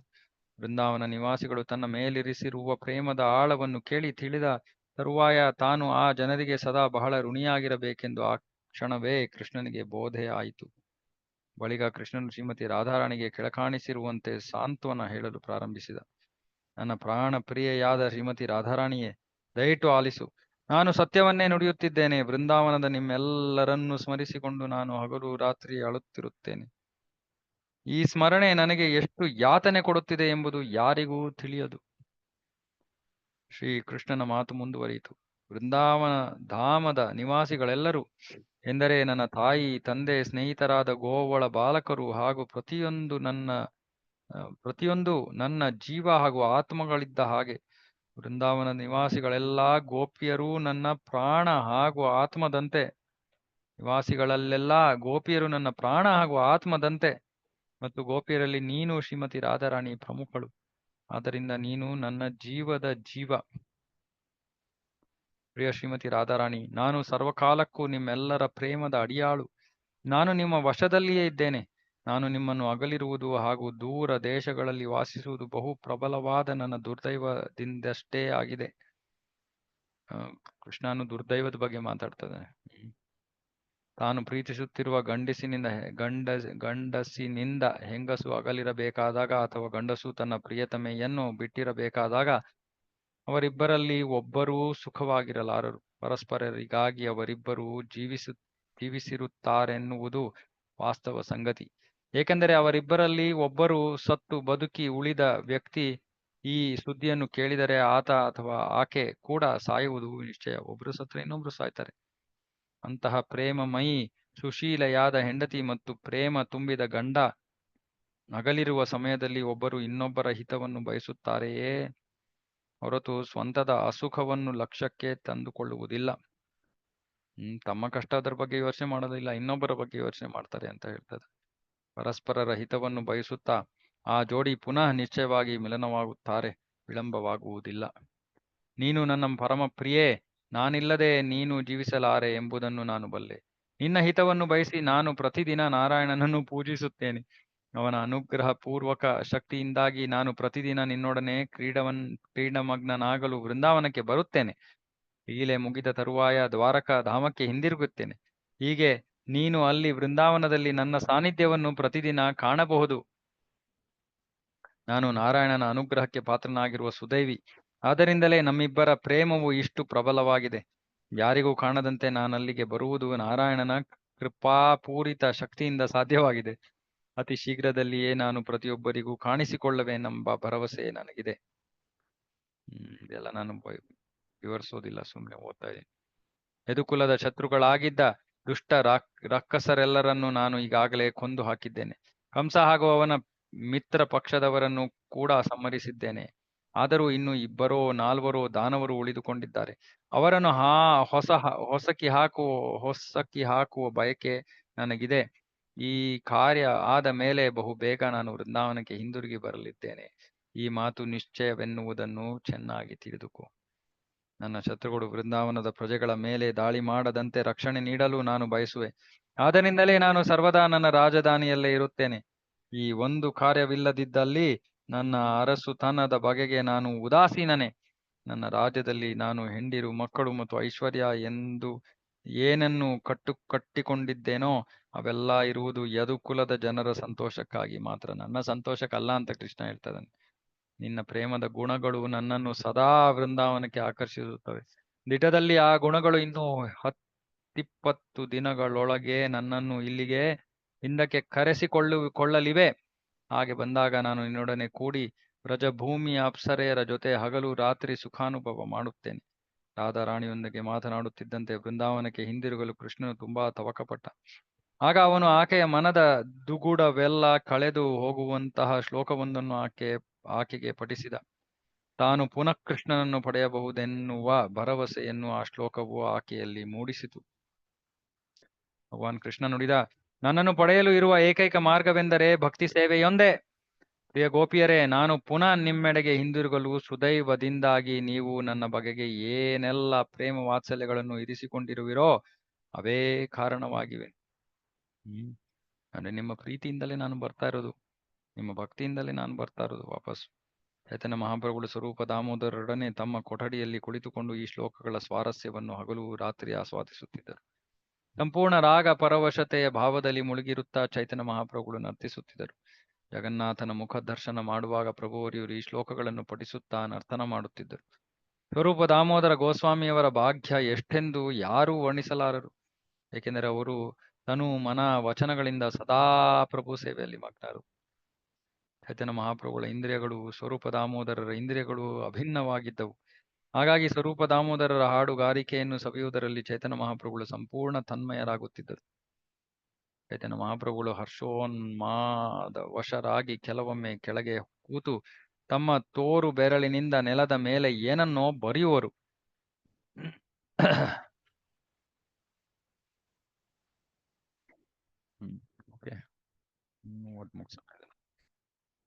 ಚೈತನ್ಯರು ತಮ್ಮ ಬೆರಳಿಗೆ ಎಲ್ಲಿ ಗಾಯ ಮಾಡಿಕೊಳ್ಳುವರೋ ಎಂದು ಹೆದರಿ ಸ್ವರೂಪ ದಾಮೋದರರು ತಮ್ಮ ಕೈಯಿಂದ ಪ್ರಭುವರಿಯರ ಕೈಯನ್ನು ತಡೆಯುವರು. ಪ್ರಭುವರಿಯರ ಹರ್ಷೋನ್ಮಾದದ ಸ್ಥಿತಿಗೆ ತದ್ವತ್ತು ಅನುಗುಣವಾಗಿ ಸ್ವರೂಪ ದಾಮೋದರರು ಹಾಡುತ್ತಿದ್ದರು. ಈ ಚೈತನ್ಯ ಮಹಾಪ್ರಭುಗಳು ನಿರ್ದಿಷ್ಟ ರಸವೊಂದನ್ನು ಆಸ್ವಾದಿಸುತ್ತಿದ್ದ ಸಮಯದಲ್ಲಿ ಸ್ವರೂಪ ದಾಮೋದರರು ತಮ್ಮ ಹಾಡುಗಾರಿಕೆಯಿಂದ ಆ ಭಾವಕ್ಕೆ ಮೂರ್ತ ರೂಪ ನೀಡುತ್ತಿದ್ದರು. ಅಂದ್ರೆ ಅವರು ಭಾಗವತದಿಂದ ಹಾಡೋರು ಆ ಭಾವಕ್ಕೆ ಅನುಗುಣವಾದ ಶ್ಲೋಕಗಳನ್ನ. ಭಗವಾನ್ ಜಗನ್ನಾಥನ ಮನೋಹರ ಮುಖ ಕಮಲವನ್ನು, ಅದರ ಮೇಲಿನ ಒಂದು ಜೊತೆ ಕಣ್ಣುಗಳನ್ನು ಚೈತನ್ಯ ಮಹಾಪ್ರಭುಗಳು ಅವಲೋಕಿಸಿದರು. ಭಗವಾನ್ ಜಗನ್ನಾಥನ ಕೊರಳಲ್ಲಿ ಹೂಮಾಲೆ ಇತ್ತು. ಅವನನ್ನು ಮನ ಸೆಳೆಯುವ ವಸ್ತ್ರಗಳಿಂದಲೂ ಆಭರಣಗಳಿಂದಲೂ ಅಲಂಕರಿಸಲಾಗಿತ್ತು. ಸೂರ್ಯ ರಶ್ಮಿ ಅವನ ಮುಖದ ಮೇಲೆ ಬಿದ್ದಿತ್ತಾಗಿ ಫಳ ಫಳ ಹೊಳೆಯುತ್ತಿತ್ತು. ಇಡೀ ಪರಿಸರವು ಸುವಾಸನೆಯಲ್ಲಿ ಮುಳುಗಿ ಹೋಗದಂತಿತ್ತು. ಲೋಕೋತ್ತರ ಆನಂದದ ಒಂದು ಸಮುದ್ರವು ಚೈತನ್ಯ ಮಹಾಪ್ರಭುಗಳ ಹೃದಯದಲ್ಲಿ ಹುಟ್ಟಿಕೊಂಡಿತು. ಆ ಕ್ಷಣವೇ ಹುಚ್ಚಿನ ಲಕ್ಷಣಗಳು ಅವರಲ್ಲಿ ಬಿರುಗಾಳಿಯಂತೆ ಉದ್ರೇಕಿತವಾದವು. ಲೋಕೋತ್ತರ ಹರ್ಷದ ಹುಚ್ಚು ವಿವಿಧ ಮನೋಭಾವಗಳು ಉದ್ಭವಿಸಲು ಕಾರಣವಾಯಿತು. ಆ ಮನೋಭಾವಗಳಾದರೋ ಎರಡು ಪಾಳೆಯಗಳಿಗೆ ಸೇರಿದ ಯೋಧರು ಪರಸ್ಪರರೊಡನೆ ಕಾದಾಡುತ್ತಿದ್ದಂತ ಇದ್ದವು. ಸಕಲ ಸ್ವಾಭಾವಿಕ ರಸಭಾವಗಳ ಲಕ್ಷಣಗಳು, ಶಾಂತತೆ, ಜಂಟಿ ಭಾವ, ಲೋಕೋತ್ತರ ಹಾಗೂ ಸ್ವಭಾವಜನ್ಯ ಭಾವಗಳು ಹಾಗೂ ಭಾವ ಪ್ರೇರಕಗಳು ಒಮ್ಮೆಲೆ ಜಾಗೃತಗೊಂಡವು. ಓಕೆ, ಇದು ಭಕ್ತಿ ರಸಾಮೃತ ಸಿಂಧು ಓದ್ಬೇಕು. ಇದಕ್ಕೆ ಸಂಚಾರಿ ಭಾವ, ಸಾತ್ವಿಕ ಭಾವ, ಸ್ಥಾಯಿ ಭಾವ ಅಂತೆಲ್ಲ ಇದು ತಾತ್ವಿಕ ವಿಷಯಗಳು. ಚೈತನ್ಯ ಮಹಾಪ್ರಭುಗಳ ದೇಹವು ದೈವೋನ್ಮಾದದ ಭಾವ ಸ್ಪರ್ಶದಿಂದಾಗಿ ಹೂ ತಳೆದ ಮರಗಳಿರುವ ಲೋಕೋತ್ತರ ಹಿಮಾಲಯ ಪರ್ವತದಂತೆ ಕಾಣಿಸುತ್ತಿತ್ತು. ಪ್ರಭು ವರಿಯರಲ್ಲಿ ತೋರಿ ಬಂದ ಈ ಎಲ್ಲಾ ಲಕ್ಷಣಗಳು ಪ್ರತಿಯೊಬ್ಬರ ಮನಗಳನ್ನು ಆಕರ್ಷಿಸಿದುವು. ದಿಟದಲ್ಲಿ ಪ್ರಭುಗಳು ಎಲ್ಲರ ಮನಸ್ಸಿನ ಮೇಲೂ ದಿವ್ಯ ಪ್ರೇಮವೆಂಬ ಅಮೃತ ಧಾರೆಯನ್ನು ಚಿಮುಕಿಸಿದರು. ಭಗವಾನ್ ಜಗನ್ನಾಥನ ಸೇವಕರು, ಸರಕಾರಿ ಅಧಿಕಾರಿಗಳು, ಯಾತ್ರಿಗಳಾಗಿ ಬಂದಿದ್ದವರು, ಸಾಮಾನ್ಯ ಜನ ಹಾಗೂ ಜಗನ್ನಾಥಪುರಿ ಪಟ್ಟಣದ ಪ್ರಜೆಗಳು, ಹೀಗೆ ಪ್ರತಿಯೊಬ್ಬರ ಮನಸ್ಸಿನ ಮೇಲೂ ಪ್ರಭುವರಿಯರು ದೈವ ಪ್ರೇಮವನ್ನು ಚಿಮುಕಿಸಿದರು. ಶ್ರೀ ಚೈತನ್ಯ ಮಹಾಪ್ರಭುಗಳ ನರ್ತನ ಹಾಗೂ ದೈವೋನ್ಮಾದ ಪೂರಿತ ಕೃಷ್ಣ ಪ್ರೇಮವನ್ನು ನೋಡಿ ಪ್ರತಿಯೊಬ್ಬರೂ ವಿಸ್ಮಿತರಾದರು. ಈ ಜನ ತಮ್ಮ ಅಂತರಂಗದಲ್ಲಿ ಕೃಷ್ಣ ಪ್ರೇಮ ಪ್ರಮತ್ತರಾದರು. ಪ್ರತಿಯೊಬ್ಬರು ದೈವೋನ್ಮಾದದ ಆವೇಶದಲ್ಲಿ ನರ್ತಿಸಿ ಸಂಕೀರ್ತಿಸಿದರು. ದೊಡ್ಡ ಕೋಲಾಹಲವೇ ಏರ್ಪಟ್ಟಿತೆನ್ನಬಹುದು. ಚೈತನ್ಯ ಮಹಾಪ್ರಭುಗಳ ನರ್ತನವನ್ನು ನೋಡಿದಷ್ಟರಿಂದಲೇ ಎಲ್ಲರೂ ದಿವ್ಯ ಹರ್ಷದಲ್ಲಿ ಮುಳುಗಿದರು. ಇತರರ ಮಾತು ಆಗಿರಲಿ, ಭಗವಾನ್ ಜಗನ್ನಾಥ ಹಾಗೂ ಪ್ರಭು ಬಲರಾಮನು ಕೂಡ ಶ್ರೀ ಚೈತನ್ಯ ಮಹಾಪ್ರಭುಗಳ ನರ್ತನವನ್ನು ನೋಡಿದ ಮೇಲೆ ಬಹು ಸಂತೋಷಪಟ್ಟವರಾಗಿ ನಿಧಾನಗತಿಯಿಂದ ಚಲಿಸಲು ಪ್ರಾರಂಭಿಸಿದರು. ಭಗವಾನ್ ಜಗನ್ನಾಥ ಹಾಗೂ ಪ್ರಭು ಬಾಲರಾಮರು ಕೆಲವೊಮ್ಮೆ ರಥವನ್ನು ನಿಲ್ಲಿಸಿ ಸಂತೋಷದಿಂದ ಚೈತನ್ಯ ಮಹಾಪ್ರಭುಗಳ ನರ್ತನವನ್ನು ನೋಡಿದರು. ಅವರಿಬ್ಬರು ರಥವನ್ನು ನಿಲ್ಲಿಸಿ ನರ್ತನವನ್ನು ವೀಕ್ಷಿಸಿದ್ದನ್ನು ಕಂಡವರು ಯಾರಾದರೂ ಇದ್ದಲ್ಲಿ ಆತನೇ ಅದಕ್ಕೆ ಸಾಕ್ಷಿ. ಚೈತನ್ಯ ಮಹಾಪ್ರಭುಗಳು ಈ ರೀತಿಯಲ್ಲಿ ನರ್ತಿಸುತ್ತಾ ಓಲಾಡುತ್ತಿದ್ದಾಗ ಪ್ರತಾಪರುದ್ರ ರಾಜನ ಮುಂದೆ ಬಿದ್ದು ಬಿಟ್ಟರು. ದೊರೆ ಪ್ರತಾಪರುದ್ರನು ಬಹಳ ಗೌರವದಿಂದ ಪ್ರಭುವರಿಯರನ್ನು ಮೇಲಕ್ಕೆತ್ತಿದನು. ಆದರೆ ರಾಜನನ್ನು ಕಂಡದ್ದೇ ಭಗವಾನ್ ಚೈತನ್ಯ ಮಹಾಪ್ರಭುಗಳಿಗೆ ಬಾಹ್ಯ ಜಗತ್ತಿನ ಅರಿವು ಮೂಡಿತು. ರಾಜನನ್ನು ಕಂಡವರೇ ಚೈತನ್ಯ ಮಹಾಪ್ರಭುಗಳು ತಮ್ಮನ್ನು ಹಳಿದುಕೊಂಡರು. ಆಹಾ, ಲೌಕಿಕ ಸಂಗತಿಗಳಲ್ಲಿ ಆಸಕ್ತನಾದ ಪ್ರತಿಯೊಬ್ಬನನ್ನು ನಾನು ಮುಟ್ಟಿಸಿಕೊಂಡು ಬಿಟ್ಟನಲ್ಲ, ಇದು ನಿಜಕ್ಕೂ ಶೋಚನೀಯ. ನಿತ್ಯಾನಂದ ಪ್ರಭುಗಳಾಗಲಿ, ಕಾಶೀಶ್ವರರಾಗಲಿ ಅಥವಾ ಗೋವಿಂದ ಆಗಲಿ, ಭಗವಾನ್ ಚೈತನ್ಯರು ಬಿದ್ದಾಗ ಎಷ್ಟು ಎಚ್ಚರ ವಹಿಸಲಿಲ್ಲ. ನಿತ್ಯಾನಂದರು ಭಾರಿ ರಾಗ ಪರವಶತೆಗೆ ಪಕ್ಕಾಗಿದ್ದರು. ಕಾಶೀಶ್ವರ ಹಾಗೂ ಗೋವಿಂದ ಬೇರೆಲ್ಲೋ ಇದ್ದರು. ರಾಜನು ಈ ಮೊದಲು ಜಗನ್ನಾಥನ ರಥ ಹೋಗುವ ಹಾದಿಯನ್ನು ಗುಡಿಸುವವನ ಕೆಲಸ ಮಾಡಿದ್ದ. ಅವನ ಈ ಕಾರ್ಯದಿಂದ ಚೈತನ್ಯ ಮಹಾಪ್ರಭುಗಳು ಆಗಲೇ ಸಂತುಷ್ಟರಾಗಿದ್ದರು. ಆದ್ದರಿಂದ ರಾಜನನ್ನು ಕಾಣಲು ಭಗವಾನ್ ಚೈತನ್ಯ ಮಹಾಪ್ರಭುಗಳು ವಾಸ್ತವಾಗಿಯೇ ಅಪೇಕ್ಷೆ ಪಟ್ಟರು. ಆದರೂ ತಮ್ಮ ಆಪ್ತ ಪರಿವಾರದ ಸಂಗಾತಿಗಳಿಗೆ ಎಚ್ಚರದ ಮಾತನ್ನು ಹೇಳಲು ದೇವೋತ್ತಮ ಪರಮಪುರುಷ ಚೈತನ್ಯ ಮಹಾಪ್ರಭುಗಳು ತೋರಿಕೆಗೆ ಕೋಪ ವ್ಯಕ್ತಪಡಿಸಿದರು. ಚೈತನ್ಯ ಮಹಾಪ್ರಭುಗಳು ಹೊರನೋಟಕ್ಕೆ ಕೋಪ ವ್ಯಕ್ತಪಡಿಸಿದಾಗ ರಾಜ ಪ್ರತಾಪರುದ್ರನಿಗೆ ಭಯವಾಯಿತು. ಆಗ ಸಾರ್ವಭೌಮ ಭಟ್ಟಾಚಾರ್ಯರು ಹಾಜನಿಗೆ ನೀನೇನೂ ಹೆದರಬೇಡ ಎಂದು ಹೇಳಿದರು. ಸಾರ್ವಭೌಮ ಭಟ್ಟಾಚಾರ್ಯರು ರಾಜನಿಗೆ ಹೇಳಿದರು, ಪ್ರಭುವರ್ಯರು ನಿನ್ನ ವಿಷಯದಲ್ಲಿ ಬಹಳ ಸಂತುಷ್ಟರಾಗಿದ್ದಾರೆ. ನಿನ್ನ ಕಡೆ ಬೆರಳು ಮಾಡಿ ತೋರಿಸುತ್ತಾ ಲೌಕಿಕರೊಂದಿಗೆ ಹೇಗೆ ನಡೆದುಕೊಳ್ಳಬೇಕೆಂಬುದನ್ನು ಅವರು ತಮ್ಮ ಖಾಸಗಿ ಶಿಷ್ಯರಿಗೆ ಬೋಧನೆ ಮಾಡಿದರಷ್ಟೇ. ಸಾರ್ವಭೌಮ ಭಟ್ಟಾಚಾರ್ಯರು ಮುಂದುವರಿಸಿದರು, ಸೂಕ್ತ ಸಮಯ ನೋಡಿಕೊಂಡು ನೀನು ಕೊಟ್ಟಿರುವ ಭಿನ್ನ ಒತ್ತಳೆಯನ್ನು ನಾನು ಪ್ರಭುಗಳ ಮುಂದಿಡುವೆ. ಆಗ ಬಂದು ಪ್ರಭುಗಳ ಸಂದರ್ಶನ ಪಡೆಯುವ ಕಾರ್ಯ ನಿನ್ನ ಪಾಲಿಗೆ ಸುಲಭವಾಗುತ್ತದೆ. ಜಗನ್ನಾಥನಿಗೆ ಪ್ರದಕ್ಷಿಣೆ ಬಂದ ಬಳಿಕ ಚೈತನ್ಯ ಮಹಾಪ್ರಭುಗಳು ರಥದ ಹಿಂದೆ ಹೋಗಿ ತಮ್ಮ ತಲೆಯಿಂದ ರಥವನ್ನು ದೂಕಲು ಪ್ರಾರಂಭಿಸಿದರು. ಚೈತನ್ಯರು ದೂಕಿದ ಕೂಡಲೇ ರಥವು ಖಡ ಖಡ ಸದ್ದು ಮಾಡುತ್ತಾ ಚಲಿಸಲಾರಂಭಿಸಿತು. ಸುತ್ತಲೂ ನೆರೆದಿದ್ದ ಜನ ಹರಿಹರಿ ಎನ್ನುತ್ತಾ ಪ್ರಭುವಿನ ಪವಿತ್ರ ನಾಮವನ್ನು ಜಪಿಸಲು ಆರಂಭಿಸಿದರು. ರಥವು ಚಲಿಸಲು ಆರಂಭಿಸುತ್ತಿದ್ದಂತೆ ಚೈತನ್ಯ ಮಹಾಪ್ರಭುಗಳು ತಮ್ಮ ಆಪ್ತ ಸಂಗಾತಿಗಳನ್ನು ಕರೆದುಕೊಂಡು ಬಲರಾಮ ಹಾಗೂ ಐಶ್ವರ್ಯ ದೇವತೆಯಾದ ಸುಭದ್ರೆ ರಥಗಳ ಮುಂದೆ ಬಂದರು. ಬಳಿಕ ಪ್ರಭುವರಿಯರು ರಥಗಳ ಮುಂದೆ ಸ್ಫೂರ್ತಿಯುತವಾಗಿ ನರ್ತಿಸಲು ಪ್ರಾರಂಭಿಸಿದರು. ಬಲರಾಮ ಹಾಗೂ ಸುಭದ್ರೆಯರ ಮುಂದೆ ನರ್ತಿಸಿದ್ದಾದ ಮೇಲೆ ಚೈತನ್ಯ ಮಹಾಪ್ರಭುಗಳು ಭಗವಾನ್ ಜಗನ್ನಾಥನ ರಥದ ಮುಂದೆ ಬಂದರು. ಪ್ರಭು ಜಗನ್ನಾಥನ ದರ್ಶನ ಮಾಡಿದೊಡನೆಯೇ ಅವರು ಪುನಃ ನರ್ತಿಸಲು ಪ್ರಾರಂಭಿಸಿದರು. ಮೆರವಣಿಗೆಯು ಬಲಗಂಡಿ ಎನ್ನುವ ಸ್ಥಳವನ್ನು ಸೇರಿದಾಗ ಪ್ರಭು ಜಗನ್ನಾಥನು ತನ್ನ ರಥವನ್ನು ನಿಲ್ಲಿಸಿ ಎಡ ಬಲ ಪಾರ್ಶ್ವಗಳತ್ತ ದೃಷ್ಟಿ ಹಾಯಿಸಿದ. ಎಡಭಾಗಗಳಲ್ಲಿ ಬ್ರಾಹ್ಮಣರ ಮನೆಗಳು, ಒಂದು ತೆಂಗಿನ ತೋಟವೂ ಇದ್ದುದನ್ನು ಪ್ರಭು ಜಗನ್ನಾಥನು ಕಂಡ. ಇತ್ತ ಬಲಭಾಗದಲ್ಲಿ ಪುಣ್ಯಕ್ಷೇತ್ರವಾದ ವೃಂದಾವನದಲ್ಲಿದ್ದಂತಹ ಸುಂದರ ಪುಷ್ಪೋದ್ಯಾನಗಳನ್ನು ಹೋಲುವ ಹೂವಿನ ತೋಟಗಳಿದ್ದುದನ್ನು ಪ್ರಭು ನೋಡಿದ. ಶ್ರೀ ಚೈತನ್ಯ ಮಹಾಪ್ರಭುಗಳು ಹಾಗೂ ಅವರ ಭಕ್ತರು ರಥದ ಮುಂದೆ ನರ್ತಿಸುತ್ತಿದ್ದರು. ಇತ್ತ ಭಗವಾನ್ ಜಗನ್ನಾಥನು ರಥವನ್ನು ನಿಲ್ಲಿಸಿ ನರ್ತನವನ್ನು ವೀಕ್ಷಿಸಿದ. ವಿಪ್ರಶಾಸನದಲ್ಲಿ ಪ್ರಭುವಿಗೆ ನೈವೇದ್ಯ ಸಮರ್ಪಣೆ ಮಾಡುವುದು ವಾಡಿಕೆ. ದಿಟದಲ್ಲಿ ಅಸಂಖ್ಯ ಬಗೆಯ ಖಾದ್ಯ ಪದಾರ್ಥಗಳನ್ನು ಅಂದು ಭಗವಂತನಿಗೆ ಅರ್ಪಿಸಲಾಯಿತು. ಪ್ರಭು ಜಗನ್ನಾಥನು ಅವುಗಳಲ್ಲಿ ಪ್ರತಿಯೊಂದನ್ನು ಸವಿದು ನೋಡಿದ. ಪ್ರಾರಂಭಿಕ ಭಕ್ತರಿಂದ ಮೊದಲು ಮಾಡಿಕೊಂಡು ತುಂಬಾ ಮುಂದುವರಿದ ಭಕ್ತರ ತನಕ ಭಗವಾನ್ ಜಗನ್ನಾಥನ ಎಲ್ಲಾ ಭಕ್ತರು ತಾವೇ ಮುಂದೆ ನಿಂತು ಅಡುಗೆ ಪದಾರ್ಥಗಳನ್ನು ತಯಾರಿಸಿದರು. ಅಷ್ಟೇ ಅಲ್ಲ, ತಾವೇ ಪ್ರಭುಗಳಿಗೆ ನಿವೇದಿಸಿದರು. ರಾಜ, ಅವನ ರಾಣಿಯರು, ಅವನ ಮಂತ್ರಿ ಮಂಡಲದ ಸಚಿವರು, ಅವನ ಸ್ನೇಹಿತರು ಹಾಗೂ ಜಗನ್ನಾಥಪುರಿ ನಗರಿಯ ದೊಡ್ಡ ಸಣ್ಣವರೆಲ್ಲರೂ ಭಕ್ತಗಣದಲ್ಲಿ ಸೇರಿದ್ದರು. ನಾನಾ ದೇಶಗಳಿಂದ ಜಗನ್ನಾಥಪುರಿಗೆ ಪುರಿ ಪಟ್ಟಣಕ್ಕೆ ಬಂದಿದ್ದ ಯಾತ್ರಿಕರು ಹಾಗೆಯೇ ಪಟ್ಟಣದ ಸ್ಥಳೀಯ ಭಕ್ತರು ತಾವೇ ತಯಾರಿಸಿದ್ದ ನೈವೇದ್ಯ ಪದಾರ್ಥಗಳನ್ನು ಪ್ರಭುವಿಗೆ ಸಮರ್ಪಿಸಿದರು. ರಥದ ಮುಂದಿನಿಂದ, ಹಿಂದಿನಿಂದ, ಎರಡು ಪಾರ್ಶ್ವಗಳಿಂದ ಹಾಗೂ ಹೂದೋಟಗಳಿಂದ ಹೀಗೆ ಎಲ್ಲಾ ಕಡೆಗಳಿಂದ ಭಕ್ತರಿಂದ ಪ್ರಭುವಿಗೆ ನೈವೇದ್ಯ ಸಮರ್ಪಣೆ ನಡೆಯಿತು. ಹೇಗೆ ಸಾಧ್ಯವಿತ್ತೋ ಹಾಗೆಲ್ಲ ಪದಾರ್ಥ ನಿವೇದನಾ ಕಾರ್ಯವನ್ನು ಭಕ್ತರು ಮಾಡಿದರು. ಏಕೆಂದರೆ ಹೀಗೆ ಮಾಡಬೇಕೆಂಬ ನಿಯಮವೇನೂ ಅಲ್ಲಿರಲಿಲ್ಲ. ನೈವೇದ್ಯ ಸಮರ್ಪಣೆ ಆಗುತ್ತಿದ್ದ ಕಾಲದಲ್ಲಿ ಜನರ ಒಂದು ದೊಡ್ಡ ಗುಂಪೇ ನೆರೆಯಿತು. ಆ ಹೊತ್ತಿನಲ್ಲಿ ಚೈತನ್ಯ ಮಹಾಪ್ರಭುಗಳು ನರ್ತಿಸುವುದನ್ನು ನಿಲ್ಲಿಸಿ ಹತ್ತಿರದಲ್ಲಿದ್ದ ಉಪವನಕ್ಕೆ ತೆರಳಿದರು. ಚೈತನ್ಯ ಮಹಾಪ್ರಭುಗಳು ಉಪವನವನ್ನು ಹೊಕ್ಕರಷ್ಟೇ ಮಹಾರಾಗ ಪರವಶತೆಯ ಭಾವದಲ್ಲಿ ಮುಳುಗಿದ್ದ ಅವರು ಎತ್ತರದ ವೇದಿಕೆಯೊಂದರ ಮೇಲೆ ಮೈಚಾಚಿದರು. ನರ್ತಿಸುವುದರ ಶ್ರಮದಿಂದಾಗಿ ಪ್ರಭುವರಿಯರು ತುಂಬಾ ದಣಿದಿದ್ದರು. ಹೀಗಾಗಿ ಅವರ ಮೈಯಿಂದ ಬೆವರು ಹರಿಯುತ್ತಿತ್ತು. ಆದ್ದರಿಂದ ಈ ಸಂದರ್ಭದಲ್ಲಿ ಅವರು ಉದ್ಯಾನದ ತಂಗಾಳಿಯು ತಮ್ಮ ಮೇಲೆ ಬೀಸಿದ್ದನ್ನು ಬಹು ಸಂತೋಷದಿಂದ ಅನುಭವಿಸಿದರು.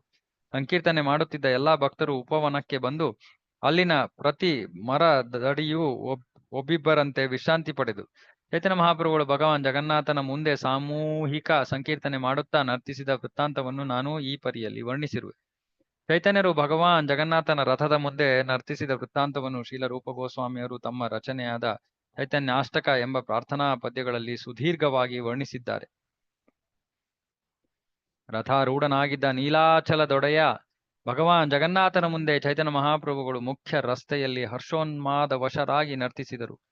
ನರ್ತನದ ಮಹದಾನಂದದಲ್ಲಿ ಮುಳುಗಿ ಹೋಗಿದ್ದ ಹಾಗೂ ಪವಿತ್ರ ಭಗವನ್ನಾಮಗಳನ್ನು ಹಾಡುತ್ತಿದ್ದ ವೈಷ್ಣವರಿಂದ ಸುತ್ತುವರಿಯಲ್ಪಟ್ಟಿರುವರಾಗಿ ಭಗವಾನ್ ಚೈತನ್ಯರು ರಾಗ ಪರವಶತೆಯ ದೈವ ಪ್ರೇಮವನ್ನು ಅಭಿವ್ಯಕ್ತಗೊಳಿಸಿದರು. ಚೈತನ್ಯ ಮಹಾಪ್ರಭುಗಳು ಪುನಃ ಎಂದು ನನ್ನ ದೃಷ್ಟಿಗೆ ಬಿಡುವರು. ರಥಯಾತ್ರೆ ಈ ವೃತ್ತಾಂತವನ್ನು ಯಾರು ಕೇಳುತ್ತಾರೋ ಅವರು ಶ್ರೀ ಚೈತನ್ಯ ಮಹಾಪ್ರಭುಗಳನ್ನು ಸಾಕ್ಷಾತ್ಕರಿಸಿಕೊಳ್ಳುತ್ತಾರೆ. ಅಲ್ಲದೆ ಭಕ್ತಿ ಸೇವೆಯಲ್ಲಿ ದೃಢ ನಂಬುಗೆಯನ್ನು ದೈವ ಪ್ರೇಮವನ್ನು ಗಳಿಸುತ್ತಾರೆ. ಇವತ್ತೆಲ್ಲ ಶ್ರವಣ ಮಾಡಿದ್ದವ್ರಿಗೆ ವರಪ್ರಸಾದ. ಶೀಲರೂಪ ಹಾಗೂ ಶೀಲ ಜಗನ್ನಾಥರ ಪದತಲದಲ್ಲಿ ಕುಳಿತು ಅವರ ಅನುಗ್ರಹ ನನ್ನ ಮೇಲಿರಲಿ ಎಂದು ಪ್ರಾರ್ಥಿಸುತ್ತಾ ಆ ಮಹನೀಯರು ನಡೆದ ಹಾದಿಯಲ್ಲಿ ನಡೆಯುತ್ತಾ ಕೃಷ್ಣದಾಸನಾದ ನಾನು ಚೈತನ್ಯ ಚರಿತಾಮೃತವನ್ನು ಕಥಿಸುತ್ತೇನೆ. ಇದರೊಂದಿಗೆ ಅದ್ಭುತವಾದ ಅಧ್ಯಾಯ 13 ಮುಗಿಯಿತು. ಹರೇ ಕೃಷ್ಣ. ಪ್ರತಿ ವಾರ ಒಂದು ಅಧ್ಯಾಯ ಓದ್ತೀವಿ. ಒಂದು ವರ, ದಿನ ಒಂದೊಂದು ವರ. ಹರೇ ಕೃಷ್ಣ. ಶ್ರೀ ಚೈತನ್ಯ ಚರಿತಾಮೃತ ಕಿ ಜಯ. ಜಗದ್ಗುರು ಶ್ರೀಲ ಪ್ರಭುಪಾದ್ ಕಿ ಜಯ. ಹರೇ ಕೃಷ್ಣ.